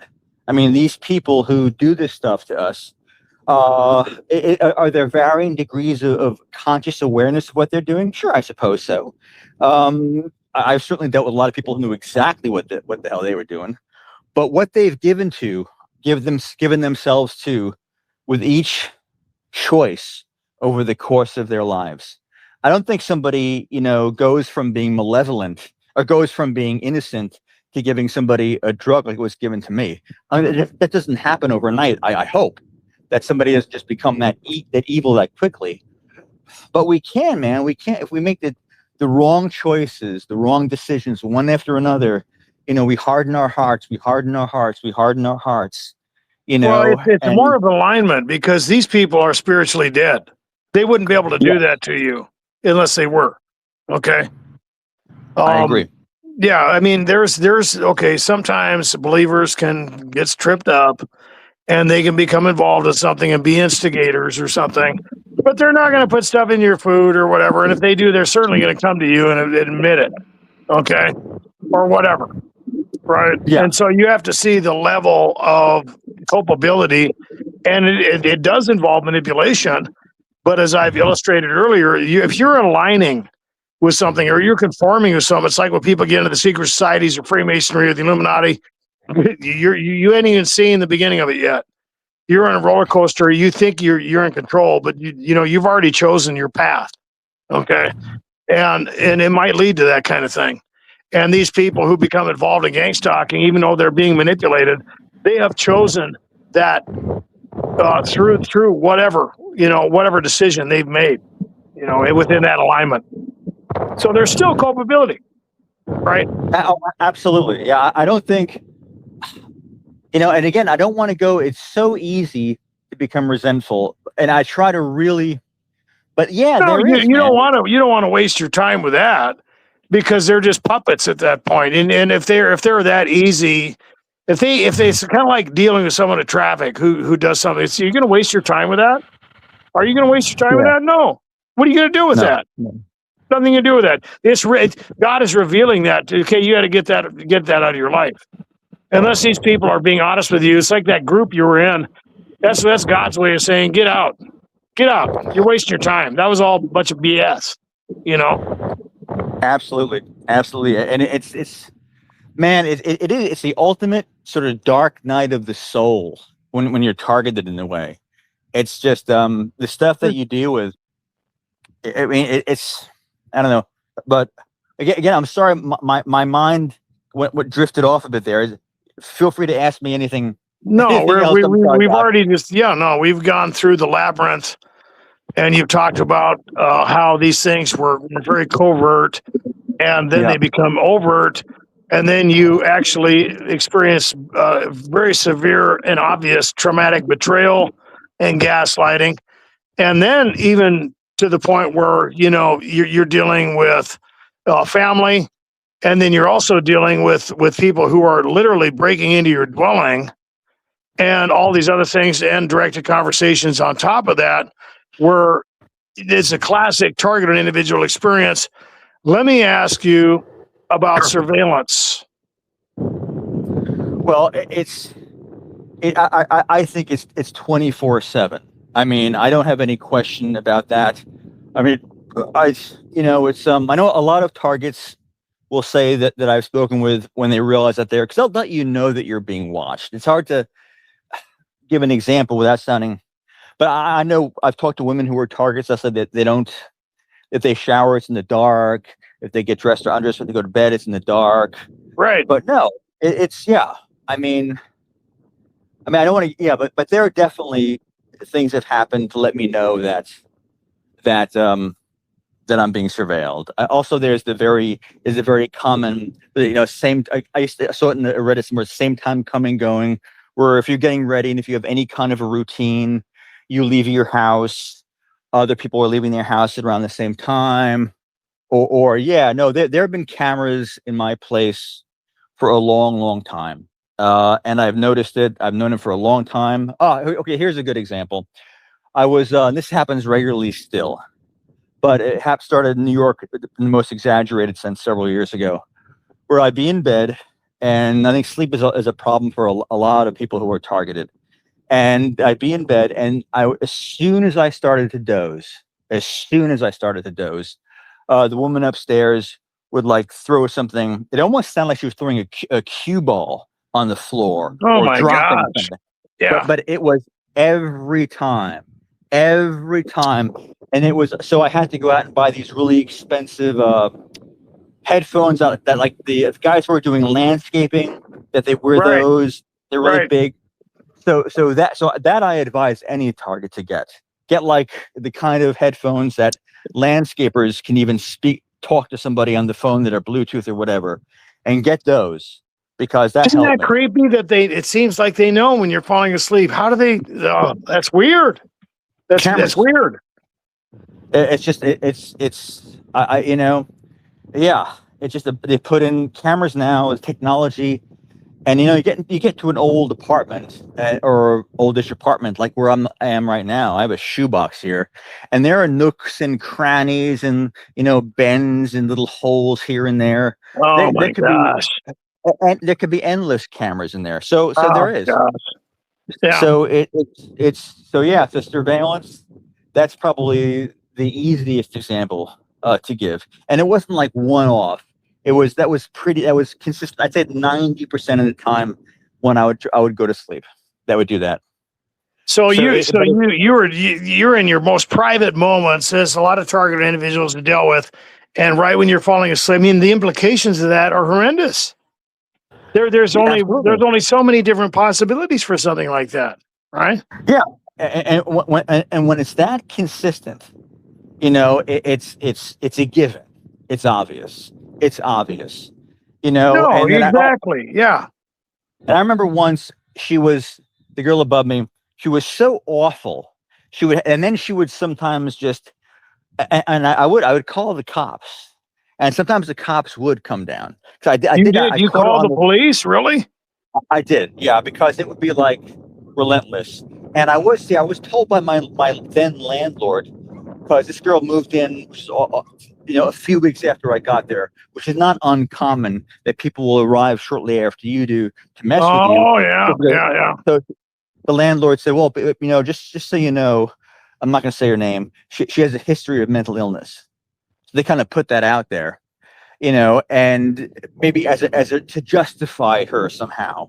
And so I called the cops, and one of the cops said to me, he goes, "Well, you know, like the third or fourth time they were there, it was becoming common." He goes, "I'll tell you what, Jeff. Why don't you give us your phone number, and then we'll give your number to I almost said her name, and then we'll we'll give you her number, and then you guys can exchange texts, and you could text her whenever she's being loud." They said the And that was, cop said that. My gosh, yeah, that's crazy. a- absolutely. And I said to the guy, I said, "Listen, I said, based on the history of our relationship, or myself and the girl upstairs, which is basically me having to call you guys, I didn't think there was a lot of wisdom." Because I think that with what I thought that they were hoping was that I was going to send an angry text at her That's and then crazy. Yeah. but yeah, so that's yeah, it's been consistent for years and years and years, and I'm not whining here, but 6 months ago, about 30 days apart, I had two incidences that would be, I guess you can call, cardiac situations where Well, I collapsed. you did mention the Yeah. direct energy weapons. Is that what you're talking about? No, this is, well, it could be related to that, but I wasn't experiencing that at that time, but it had started at that time. Okay. And so I think because of the intensity of, and again, just so everyone knows, the gang stalking it's been 15 years of targeting, only the last 14 months. And I always get very self-conscious when I discuss this topic. But yeah, I didn't think directed energy weapons were real. I thought, for 95% of me thought that people had approached people who were being gang stalked, because I thought certainly gang stalking is more than enough to destroy a person's life. Why do you need this sort of sci-fi stuff? I said it's to discredit the people who are just gang stalked. And then I learned about 14 months ago, no, it's real. And it really is. It's like I was saying to you, and I don't, this might come out wrong, but it's almost as if I missed the old days of being just gang stalked. And I'm not minimizing gang stalking. You know, when you're gang stalked, you know, and poisoned and drugged like I was, you know, you do get to the very end of yourself. But when this stuff started happening 14 months ago, it's like, okay, like tomorrow, I'm paying my rent. And when I pay my rent, what is generally happens, more often than not, is that it will kick off like you wouldn't believe. Because once my money is drained, once I pay that rent, I've literally, it just kicks off to a degree. it's unbelievable. Like the last couple of days, actually, it's funny. It started before the rent this month. It can be so painful. Once sleep becomes impossible. You cannot sleep. You sometimes it on your bed becomes so painful to sit on. It's like when you were a kid, you have like a 9-volt battery. You put your tongue between those two things, and it's really painful. That's what it feels like coming up under my bed, and it's yeah, and it's other stuff is a piercing, ringing in the ears, and that seems to travel. Oh, have you tried any shielding or anything like that? I don't have the money. I mean, I you know what I Well, have under my mattress? you just get some double aluminum foil is what you do, and just put it down. Well, I have it. I have like 6 layers under my bed. Okay, But that didn't stop it. No. There's a, and again, this is where I hate sounding like this. There is a huge cell tower about 200 feet and right in the line of my bedroom. But there's also I feel funny saying this, there's a house next door that was empty for the first few months that I was here. And then now it's not empty, but the person I met who lives there is very ex-military, very like the old GI Joe kind of doll. It's very kind of tight hair, military looking dude. And that's the side. So there's about 5 feet between my house and his house. That house was empty for a few months, and that's the wall, I think, where it comes in through. Hey, how are you? Hi. So let me ask you this: Have you tried putting it up on the? Have you tried putting up any shielding on the wall? I don't think I haven't, because I guess part of me is because I gave up in a way, and I just don't think. I mean, the foil under my bed doesn't do anything, and that's where it feels like it's coming from, under the bed. I don't know if it is. It starts at the bottom of my bed, and I tried to figure that out. And one AI I was using said there's more water in the lower part of your body, and that because microwave radiation vibrates the water molecules, that's why it starts down there. But I don't know, that just doesn't seem quite right. But what also happens is interesting. I don't know if it helps anybody, but like my eyes will go bone dry instantly, and that's because non-ionizing radiation evaporates surface moisture. I found this not that long ago. So that's why the eyes go so quickly. They dry up so quickly. But what that happens is over time, you can scratch your cornea. So over time, you're blinding. You're getting closer to being blind. So you're being cooked by this crap. And that's really what started me off about 14 months ago when this happened. I realized that there are people that are actually cooking people, literally, and they're enjoying it. So I had to reassess my entire understanding of, in a way, evil. Because I just didn't think, and I had family that were, like my grandmother's family, most of them, almost all of them, perished in the Holocaust. But I guess when I thought about people cooking people, and this kind of glee in doing that was a black and white reality from 80 years ago. But then I realized that, wow, I'm like the person being cooked, and there's somebody who's literally doing this to me, and I had problems with that, and I had to I was reading M. Scott Peck, about the people of the lie, about the nature of evil and psychotic, because I couldn't. It was like a second kind of disorientation that kind of thing is out there. But yeah, I'm sorry I got down that rabbit hole. Let's bring this back. So you've dealt with that. Have you heard any drilling noises or dealt with any neighbors? If you can, kind of, hint it around, or have you dealt with any fuming where you are? Fuming? Oh, I mean, gases? Yeah, exactly. No. Well, actually, yes. Well, but no. I mean, when I say yes, there was a plumbing issue, and I woke up at like 3 or 4 in the morning, and I guess they call it skunk gas or something like that. But the place was filled with this disgusting odor that was coming out of all the drains. But it was so intense that you couldn't breathe in the room. You had to open up the door because you were. How many times did that happen? Once. That happened once. That so Okay, I because can't. sometimes what they'll do is they'll put positive pressure.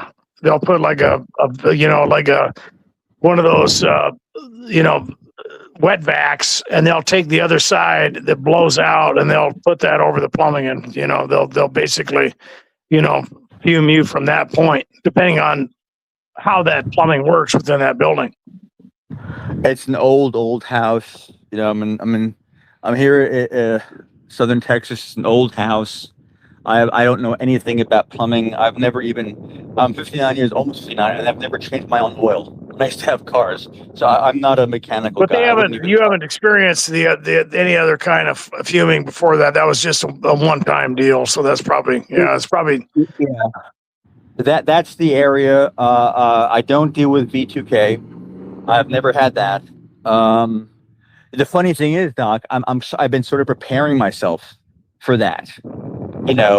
Which that's what people will say. I know, oh, I'm just putting faith in the negative. I want to bring it upon myself. I don't know, but I've been researching, what to do about, noise baffling, sound baffling, what kind of earphones, what kind of headphones for this kind of frequency, whether that's some kind of tinnitus organization I was reading about. So preparing myself for it, because that's like the one thing, that's the one big thing that hasn't happened to me yet. And I worry about it. And that's the what crazy about thing that I have to worry about. because you didn't believe in the directed energy weapons, and then all of a sudden that started happening. So the symptoms are pain and burning. Is it like electric shock, or what is it? Well, no, I don't get the voices. I don't get voice to skull. No, as far as But the directed energy weapons. okay, well, what it's like the bed, it's like the bed vibrates, and then if it's Wow. a mild vibrate, when I say vibrate, not like shaking like an Exorcist movie, but like, okay, this is the way I describe it. Imagine if there's like a strong, like a very sort of big electric cable running under your bed, from the bottom to the top. And that's what it feels like, a very strong electrical current that's running under the bed that starts at the feet.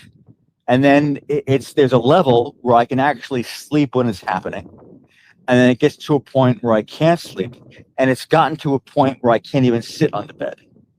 There was once where I was renting an RV, and it wasn't even a functional, couldn't drive, like a shell. And then that was literally, and that kept me up for about 5 days. And I was making videos on my then TikTok account, and I would just cry. I was just crying in the videos, talking to people, just crying and talking to So anybody. it was basically the proximity of where you would sleep. Is that accurate? Well, that's what, yeah. But I see. I hate to sound nuts, but okay. So what happens is the current will start, and then the piercing of the ringing, the very high, super high frequency, and it all kind of starts together. And what I found out is that they'll often use 3 different types of devices at once.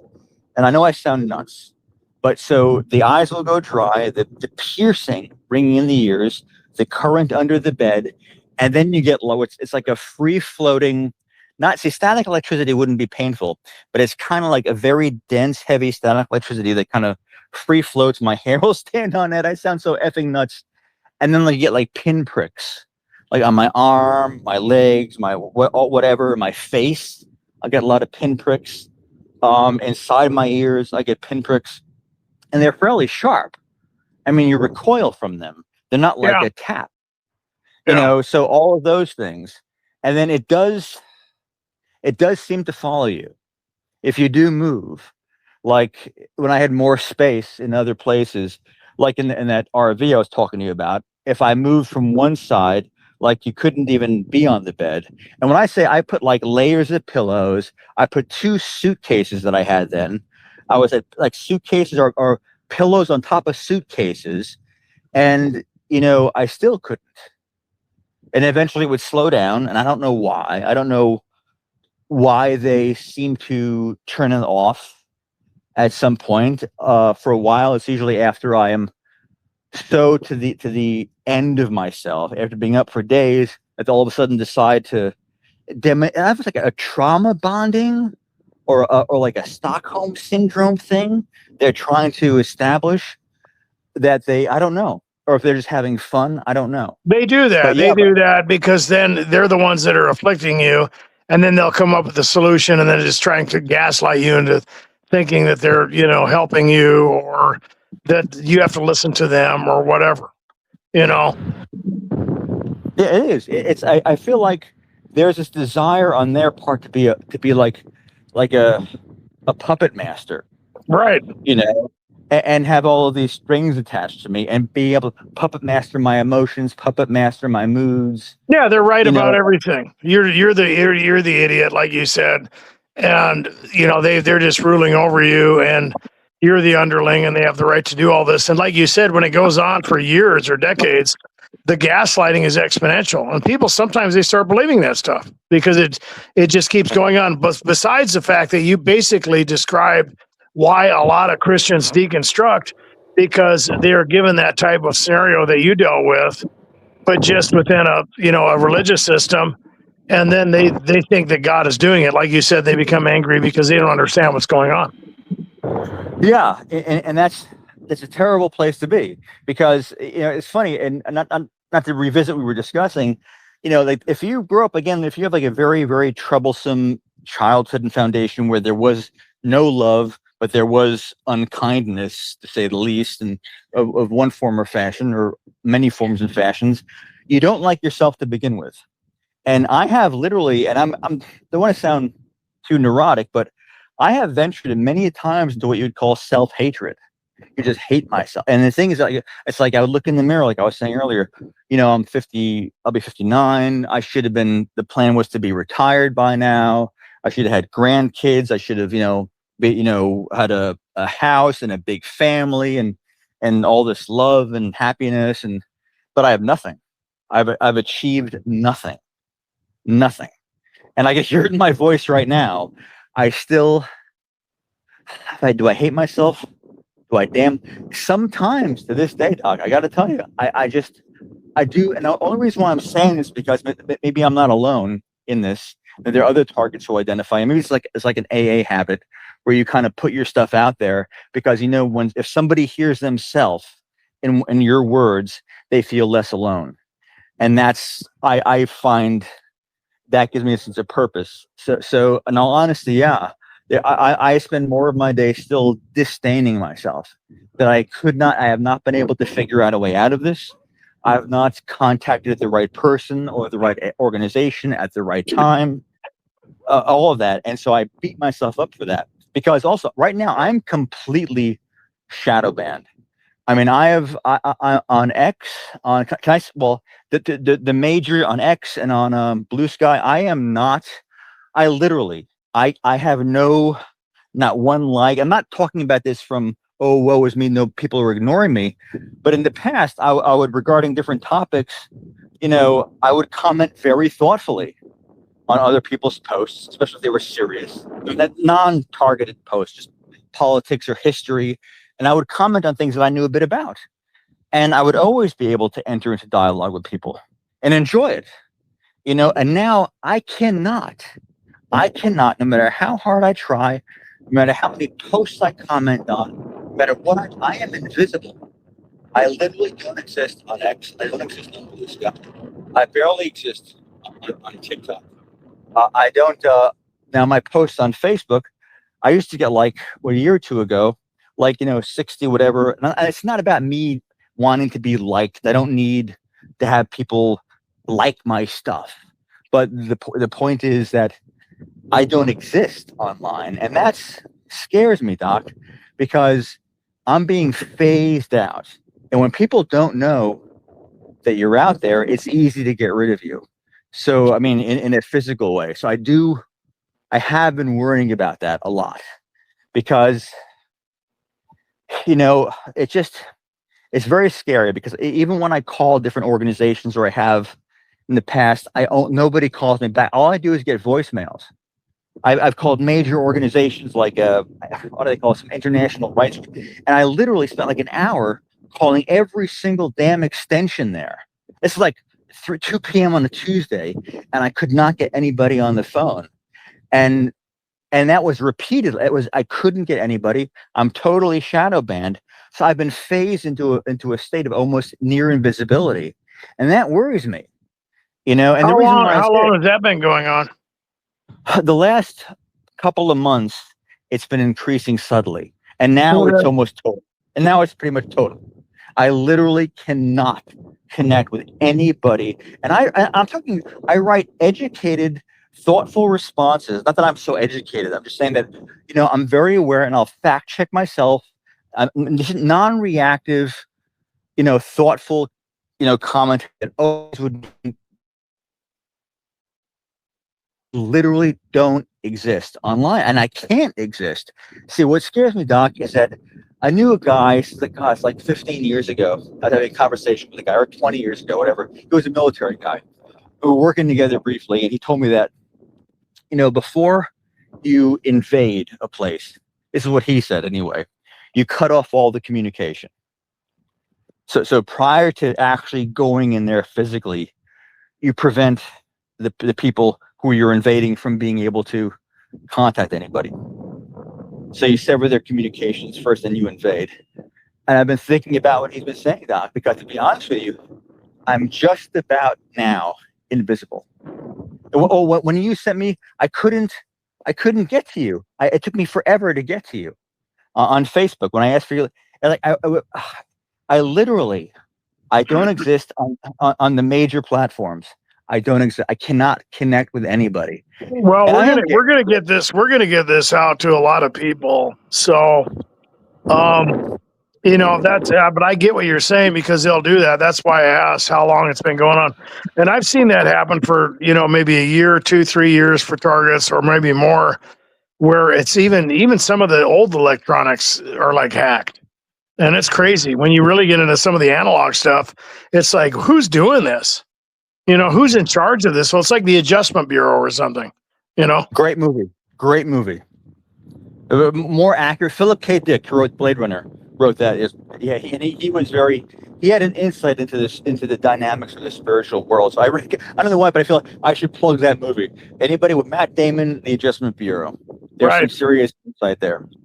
Yeah, But yeah, I think it's almost like they're giving us an answer, but they're trying to throw it in a little story or something. absolutely. Yeah, there is a certain degree of they'll share the truth, but it's sort of packaged in a way that doesn't really lead totally back to them per se.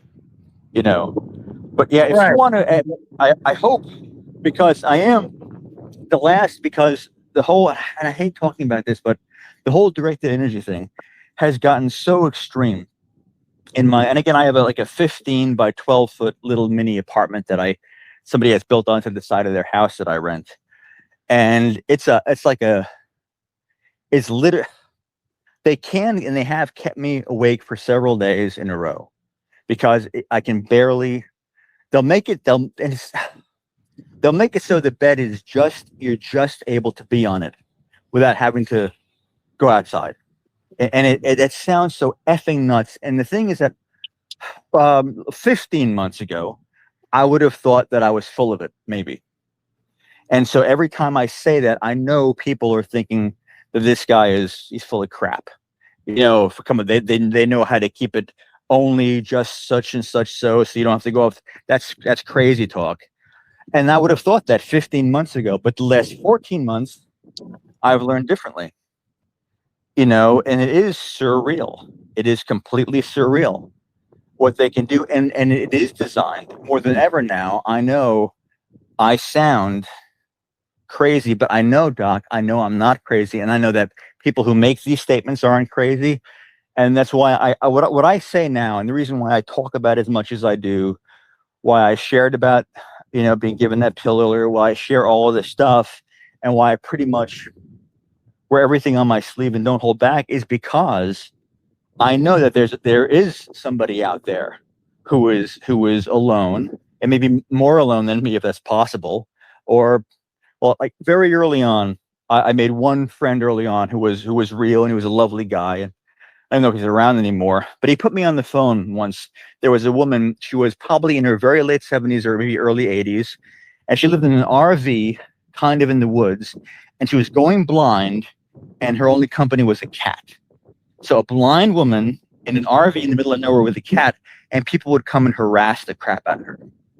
Wow. So yeah, and that I never ever forgot that.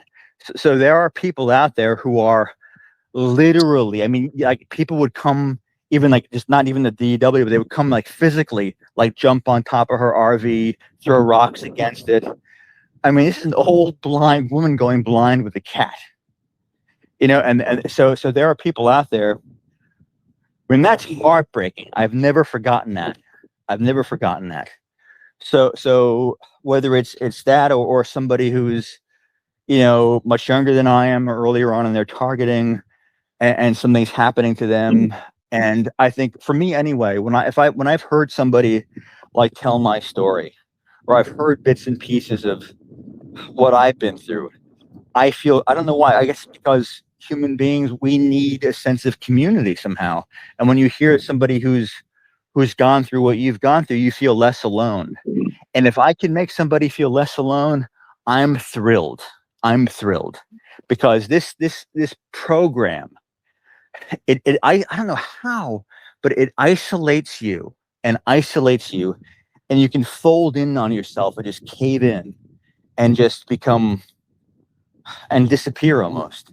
And so that's why I hope I didn't say too much. No, but that's commonly what targets deal with, and I've talked about that before. That's part of the environmental tyranny.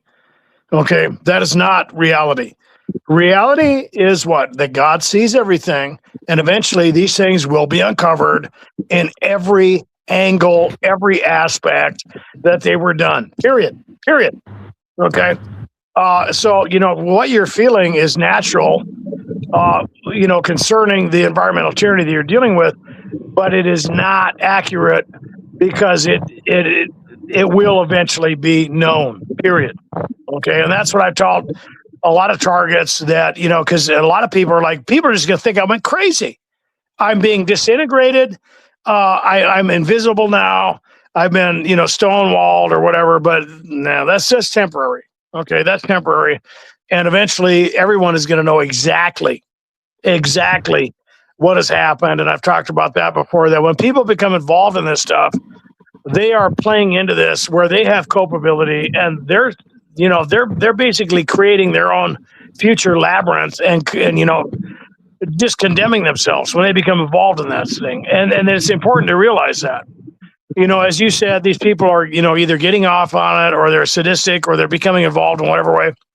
They're making that choice. And there's, God is not going to leave that out there in obscurity.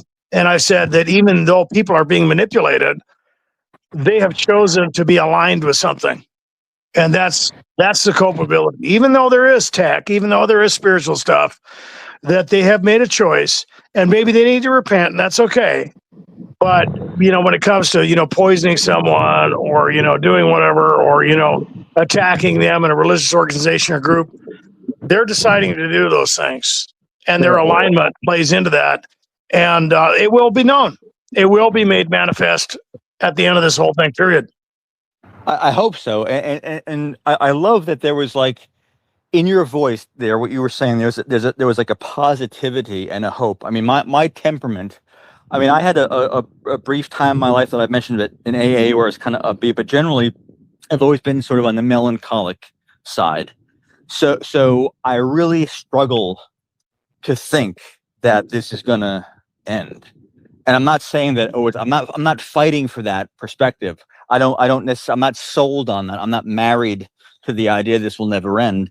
I'm saying emotionally, I become kind of conditioned over time to not have hope, to not really experience it. And I don't know if that's a survival mechanism. No, that's what they do. That's the programming. That is the environmental tyranny. Because why? That's when you look into Psalm 73, for example, the heart of the servant of the Lord had almost failed when he saw the prosperity of the wicked, and he watched generations of these people with no trouble. Their crops were fine. They didn't have any sicknesses or afflictions, and they were evil. And they seemed to be getting away with these things. But then he went to the house of the Lord and saw the end of them. And so that's the test of faith. That's where you are. Okay. These things are lies. And all the environmental tyranny involved in it is there to give you a delusion. And, you have to realize that no. They seem like they're getting away with it. All these things seem to be prospering, but that will not continue. That will come to a very abrupt end. Period. And that's it. I've told that to a lot of targets. You have to know that. You have to know it. It's not about believing. It's going to happen. And the proof is that these things are very evil. And a lot of targets, even if they try to exclude the spiritual explanation for this whole thing, they have to admit it's very evil. And you can't deny the spiritual involvement. And even when you get back into the technology given out in the Genesis 6 account, these things have been around for a long time. They've been doing this for quite a while. Okay. And in the end times that we are in now, in the final age of grace, at the very end of that, it's going to be worse because of what? The exponential geographical takeover. The churches are invaded. The AA groups are invaded. All these little fraternities are invaded. And you've experienced that, period. That, in my opinion, that's what's going on. That's well said. It is kind of a take. There has been somewhere along the way like a complete takeover. But you're right. I do agree. This has been around. I mean, stalking, harassing, scapegoating. I mean, the witch hunts a few hundred years ago. Burning people at the stake because somebody was accused of something, and then they were basically taken out. So it has been going on. But I do like your positive spin, because for me it's just like, I don't see it, but you're not going to see it here. You're not going to see it here. That's the point. I mean, for them, they had their delusion is I became a Satanist. I became conformed, and that's not working for you. It's all going to happen very suddenly for them. And that's what Jesus was talking about in Matthew 24 about the days of Noah. He's, what a lot of people have tried to put a spin on that and say, well, it's going to be angelic and, transhumanism, whatever. That may happen. But the point is sudden destruction is what he's talking about. In the days of Noah, these people, they mocked Noah. They mocked the preacher of righteousness of those days that told them about the calamity that was about to happen. And at the last second, they all realized it. And it was a reality, period. But up to that point, it was all about faith.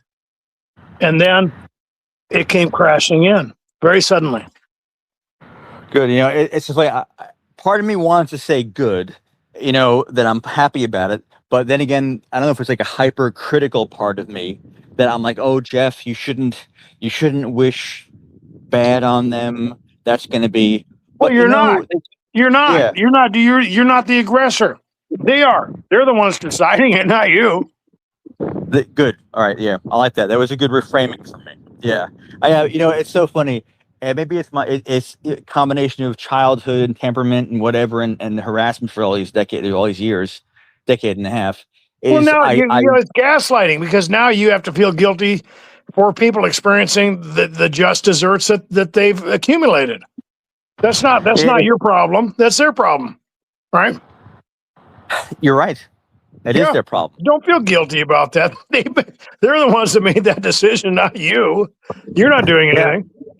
Yeah, it's funny. There's a line in this movie. Well, not line. It was about people who just blame them. I blame myself for a lot. I blame myself for not being able to rise above the targeting. I blame myself for not having been able to be more clever and get myself out from under it. I blame myself for, if I had been more successful early on, then it wouldn't have happened to me. All these things that go through my head. If I had stayed in school, I would have been more connected. I would have had some prestige, and they wouldn't have been able to take me out so easily. So I run these tapes 24/7. And I'm not whining per se, but I think maybe it's because of that's part of that tyranny. Because why? Because, like I said earlier, you are being compared within a ladder comparison framework of society and success or failure. But the problem is you've been subjected to a type of tyranny that would literally hinder you from becoming successful. And now they want you to internalize that whole thing, forgetting that the people that have conformed, as I illustrated Psalm 73, and given in, have all those things. And that really the reality is that the most part, or the greater the greater part of your existence is not right now; it's later. Okay. Otherwise, faith would not. You wouldn't be able to do that. That would be like saying that I should have become a Satanist. I would have been fine, right? I would have had everything in this world. That's ridiculous, right? Why? Because it's not everything, right? Very true. It's not everything. No. Yeah, but they want you to believe that, and they're taking you to that equation of despair with the environmental tyranny that has put you into the place where you said, well, I haven't accomplished anything. I haven't done this. I haven't done that. I haven't done the other thing. Well, there's a reason for that, right? And they want you to internalize that whole thing and look out within that lateral comparison framework and feel the power of the tyranny of that gaslighting and exponential equation that has hindered you and taken you into the place where you have experienced deprivation and harassment. Yeah, no, I can't argue with that. I can't argue with that.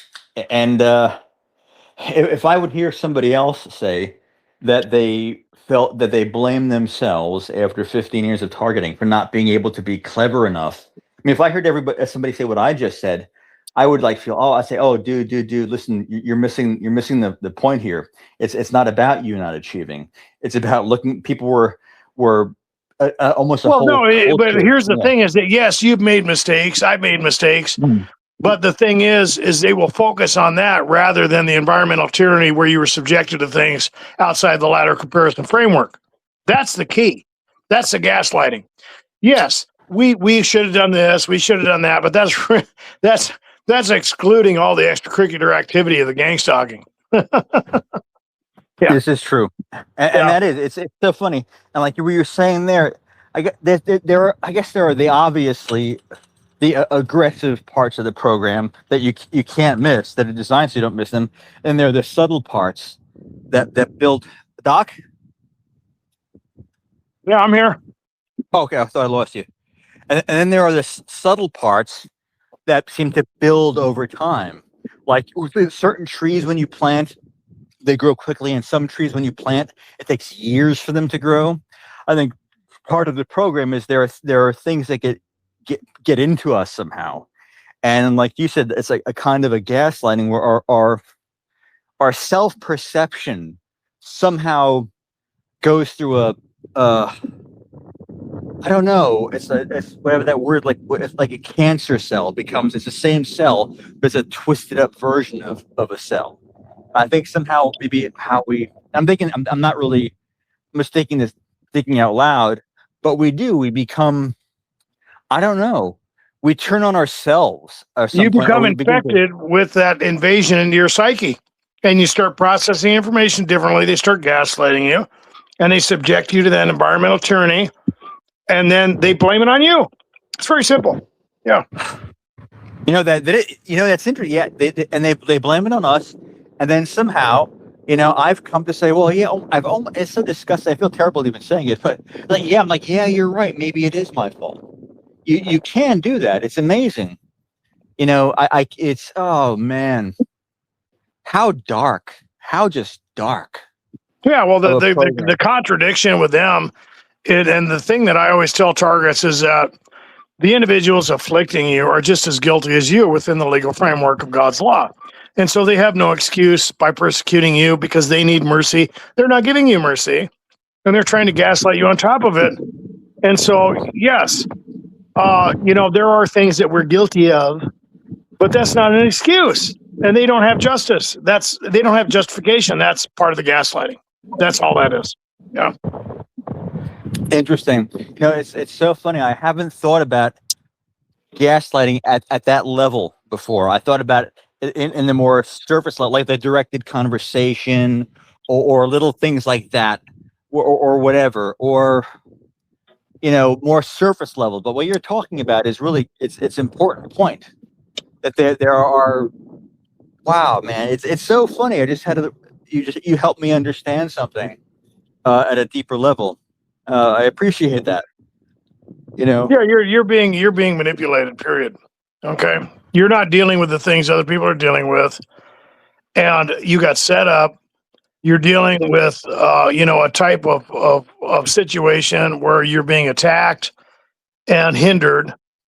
And so now, even to the point where you're only eating canned food, which is going to affect your health. Bad stuff can happen just from that. You could even be experiencing neuropathy symptoms that go into the stuff that you're dealing with, just from that alone. Just from that. I do. Yeah. Yeah. And then it's so funny. And there's the 2 cardiac things I had. It wasn't while I was experiencing, it could have been certainly, I don't think this stuff is good for my heart, but it was things like I was making my bed, like when you have your arms out in front of you and you're shaking the blanket. That's actually not an uncommon thing when people have little cardiac things. But I was collapsing, not being able to breathe or move for a few hours, and then not being able to catch my breath for like the better part of an evening, fully catch it. And so I entered all the different symptoms of the 2 instances. They were a bit different each, but all of them pointed to, I think, either angina or possibly like a mild heart attack. And I realized, because I wouldn't go to the hospital for it, but or even get checked out. But I thought, this is so evil. And it's not. I'm not complaining or whining, because obviously it's not just me. But this is happening to so many people. Like the old lady that I was talking about earlier. This is just really, really dark crap, man. Yeah, I'm sorry. I'm just. It's just very. It's a little overwhelming sometimes. And also, to be honest with you, I'm afraid, because no matter how bad it's been, it's always worse when I pay my rent. And so when I'm paying it tomorrow, I'm frightened because it might get really bad. Possibly. Yeah, they want you to be apprehensive of that whole thing. Absolutely. Because if you don't pay rent, then they can gain the upper hand. If you do, they're psychologically gaining the upper hand because you're apprehensive. And it's like, now you're just driving yourself nuts. They can have that plausible deniability, right? Exactly. So I promised her I'll pay tomorrow. I always pay on the 3rd is when I get my whatever, and now I'm paying on the 4th. But yeah, so we live in fear. We live in fear, and I don't want to, Doc. I am so sick. You're not really. Actually, here's the problem. You aren't living in fear. You're being subjected to things that are causing natural reactions. You are not to blame. You're internalizing again. You got to quit doing that, dude. You got to quit doing that. You're being subjected to stimuli, and you're interpreting as your problem. It's not your problem. It's not your problem, dude. Okay. You got to get over that. It's just, no wonder they call you Doc, because you're right. I mean, it isn't mine, but I do kind of internalize it, don't I? That's what you're doing. That's all that's going on. That's gaslighting 101. Anyone in your predicament would be afraid. Now you're going to have the accusation of you living in fear. No one else is dealing with that. And if they were, they would be freaked out too. It's really that simple. You actually put a bit of a smile on my face. Yeah, I guess it's yeah, I guess it does make sense. It's not just me. Yeah, no, you're not. You're not living in fear. You're being subjected to torture. It's interesting. Interesting. Wow. Now, it's so fun. I'm so glad that I found your show, and I only found it recently. By the way, I think I sent you a note as soon as the night that I heard your show. I actually sent you a note. I think it was during a show that you were either doing or I was listening to it, and I liked you instantly, and so that's why I sent you a and tried to connect with you, and thankfully did. But yeah, do you feel that this is because obviously you're a Christian? I mean, I wanted to go to be a minister at one time. Do you relate to your show as if it's a ministry? Because it is, in a sense. I mean, it is. You're serving the broken. You're serving the vulnerable. But do you think of it that way? Do you I think inevitably, anytime you're dealing with individuals and you're dealing with the fundamental reality of the spiritual dimension as far as people being oppressed and attacked and the evil in this world that is responsible for all those things. It absolutely is. As far as me touting myself as a minister, and I'm going to do that because I'm not. But as far as anyone's interaction with people around them, that's technically their ministry. And that's why I said, you got to be careful how you are affected by this whole thing, because they want you within that exponential framework of gaslighting to internalize these things and turn it into a straw man argument, right? Yeah. It's like you're not the aggressor. Okay, you need to remember that, dude. You're minding your own business. Okay, you cannot factor that out. That is not something that can be isolated and taken out of the equation of what you're experiencing. But for you to take responsibility of all that, that's what they're doing. And the stalkers always do that. They always try to say it's because of this. We have the right to do it because of that. Or you have a character defect and it's your fault. And that's why it's happening, because you're not perfect. Well, really? Really? Okay, no. You shouldn't be doing that. They are lying. And none of these people should be doing the things they're doing to you. Okay, at all. And I'm surprised you made it this far. Literally. So am I. I'm surprised you've made it this far. Don't be gaslighted like that, Jeff. Don't let them do that. Absolutely not. Thank you. It's so funny. I have, in a sense, sort of allowed them to give me my identity or something like that. That's what they want. That's the reprogramming. That's what they do. Yeah. Interesting. I didn't even really. It's so funny. I didn't. You're calling something very important to my attention. That I have somehow, like you said, internalized it and sort of felt like, well, maybe it's my fault, or I am living in fear. Here's the bait. Here's what they use. You need to take control. You need to solve this issue.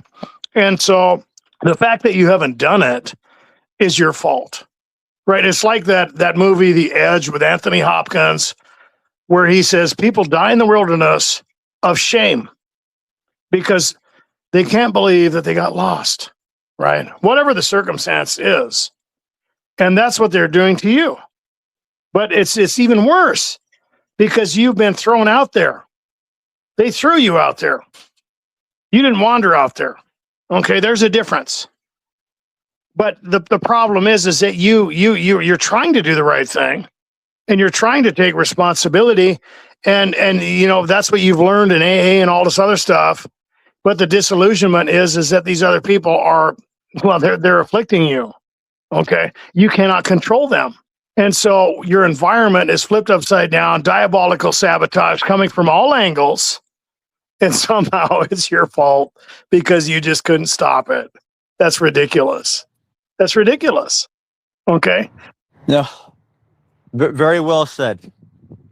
Is that a common, what you just helped me realize and see? That's what they do to everyone. They do it to everyone. And especially for targets who deal with this stuff exponentially. You said 15 years? Yeah. Oh, yeah. Yeah. And now it's your fault. You should have snapped out of it by now, Jeff. What's your problem anyway? Right? No. That's gaslighting. Yeah. And it only takes 10 minutes to do something to someone that might traumatize them for 3 years, right? And there's, like I said before, when people are confronted in that type of environmental tyranny, and people are like, "Why don't you just get over it?" Has it stopped? Has it stopped? No. Okay, well then that's going to be pretty hard to do, isn't it? Okay. Unless it stops, you're not going to be able to get into that process of healing, because you're always going to be wondering when it's coming from next. And that's gaslighting. Until it stops, you get 3 hours, 3 days, 3 weeks, 3 months, 3 years. Is it okay to crawl out of the hole again? Well, maybe, but it only took 10 minutes to put you in there. What they do? They broke into your house. They put stuff in your food. You're dealing with all these other things. You're being sabotaged, and your trust is violated within a framework of a fraternity. and now somehow you just got to snap out of it. I'm just saying, it's gaslighting 101. You're right, because I do on a day-to-day basis, and I'm not going to go on about how neurotic I am, but yeah, sometimes like I'll be trying to reach out to different organizations, and I'll get like nervous, and then I'll like drop my pen, or my hands will be shaking a bit, and then I'll get angry at myself for being nervous. So yeah, you're right. It does. Yeah, you're exactly right.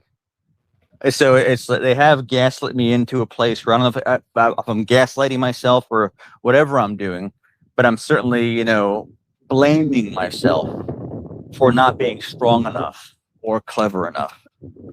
Yeah. Right. Yeah. How could you let this happen to yourself? It's so funny. It's funny when you say that, but it is. I do. I do actually say pretty much variations of that to myself throughout the Yeah. day. Yeah. Well, that's a spiritual. This is what, you're not perfect, are you? Well, no. Yeah, I know. Well, then you deserve it. Right. Well, okay. Well, our hope is in what? The justice of God or the mercy of God?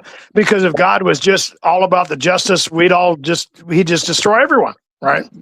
What are they It's trying true. to do? They're trying to take away your faith and try and take away your hope, because they're straw manning the whole thing into, well, you deserve it though, don't you? Well, I guess I have to condemn myself now. No, like you said, they want you to condemn God because it can't be right within the lateral comparison framework. It's gaslighting. Yeah. Well said, Doc. Very well said. And I think that is like, because it is. Well, man, I'm sorry, my lost my train of No, thought. they're trying to get you to condemn yourself. It's your fault. Just admit it. Right. And that's what's that have to do with them? It's amazing, isn't it? Yeah. It is amazing. Oh yeah, it's so fun. I feel a little less bad about myself right now. Actually, talking with you, I do. Yeah. Yeah. Snap out of it, because it's all a bunch of baloney. You cannot forget what's happening. And that's what I've talked about with a lot of targets, that they have that, it's like they're compared with everyone else in society. But the problem is they're dealing with stuff that no one else is dealing with. It's not going to work. It's not going to work. And that's the whole process of getting you to internalize this whole thing. And it is exponential gaslighting. Absolutely. Oh well, thank you, Doctor. I appreciate that. You helped, and I bet you didn't just help me. It's I bet you helped actually more than me right now. I think that's a message that a lot of people don't realize they need to hear. Because Absolutely. Because they're starting to believe that they deserve it. Absolutely. That's what they want. Because how could it be wrong?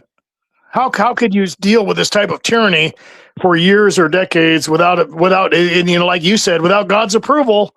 Got to be right. Got to be true. But yeah, no, like it no, must be no, God's no. will. Yeah. Yeah, it's got to be at this point, right? Lies, lies, lies, lies. Absolutely lies. Why? Because it completely contradicts his word. It completely contradicts all the laws that he put out there and everything else. And they have to obfuscate this activity and do it in a legal manner under the covert, darkness of their methodology. And they have excluded themselves from that right. Absolutely not. And even when you get into excommunication within the church, that Paul, even using that example in Corinthians, where that individual was literally having sex with his father's wife, that Paul had to intervene, and he said, just excommunicate this individual, hand him over to Satan for a time, so that his flesh could be destroyed. Not that he would literally die, but that he would experience the excommunicado. But then later, Paul said, renew your love for such a one, because we are not unaware of Satan's schemes. We don't want this individual to become overwhelmed. Does that sound like gang stalking? No. They want you to be overwhelmed. Okay, they have violated all the laws that God has set out there. And for you to internalize that whole thing is absolutely gaslighting 101. Well, you're right. You're right.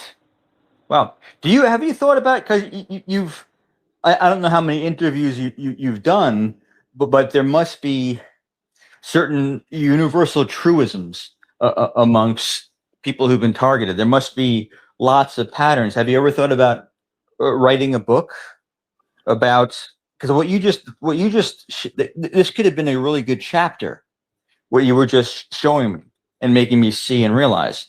That would have been a great chapter in a book. Has it ever run through your mind about writing Yeah, a book? I have thought about that. I'm so busy, and I'm dealing with gang stalking as well. Okay, so I've talked about that. If the means and the time and so on and so forth become available, then I would do those things. But I mean, I don't even have Wi-Fi right now.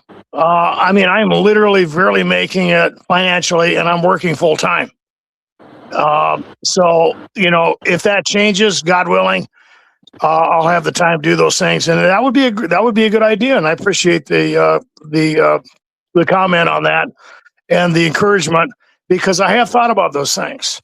I have, absolutely. I think it would be great. I think you could even self-publish. You could put it on an ebook. You could make it accessible to a number of people, because people like to read in different ways. I like a hard copy in my hands through with the paper. Some people just like to read on their phone. But I really think, I mean, because you just really made me see something that I needed to see. Yeah, you're completely bewitched by this environmental tyranny. Absolutely. Yeah. So God, I would love it if you wrote a book. I think it would be fantastic. And I know that I'm not the only one who would appreciate that. And that would be really wonderful. I mean, but yeah, just to encourage you a bit more, I think you have more to give than you realized, or that you realize, or maybe which would be healthy, I guess. But yeah.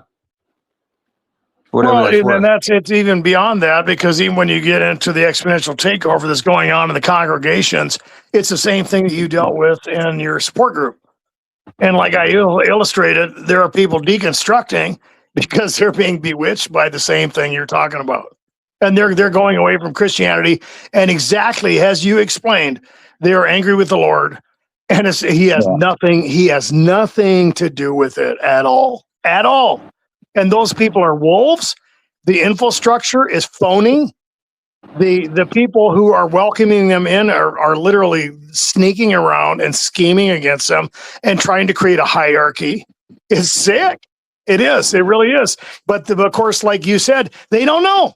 They don't know, because they're being so kind, and they're listening to all these problems that you're having, and they're so affirming, and there's so much ooey gooey stuff going on that you don't see it coming.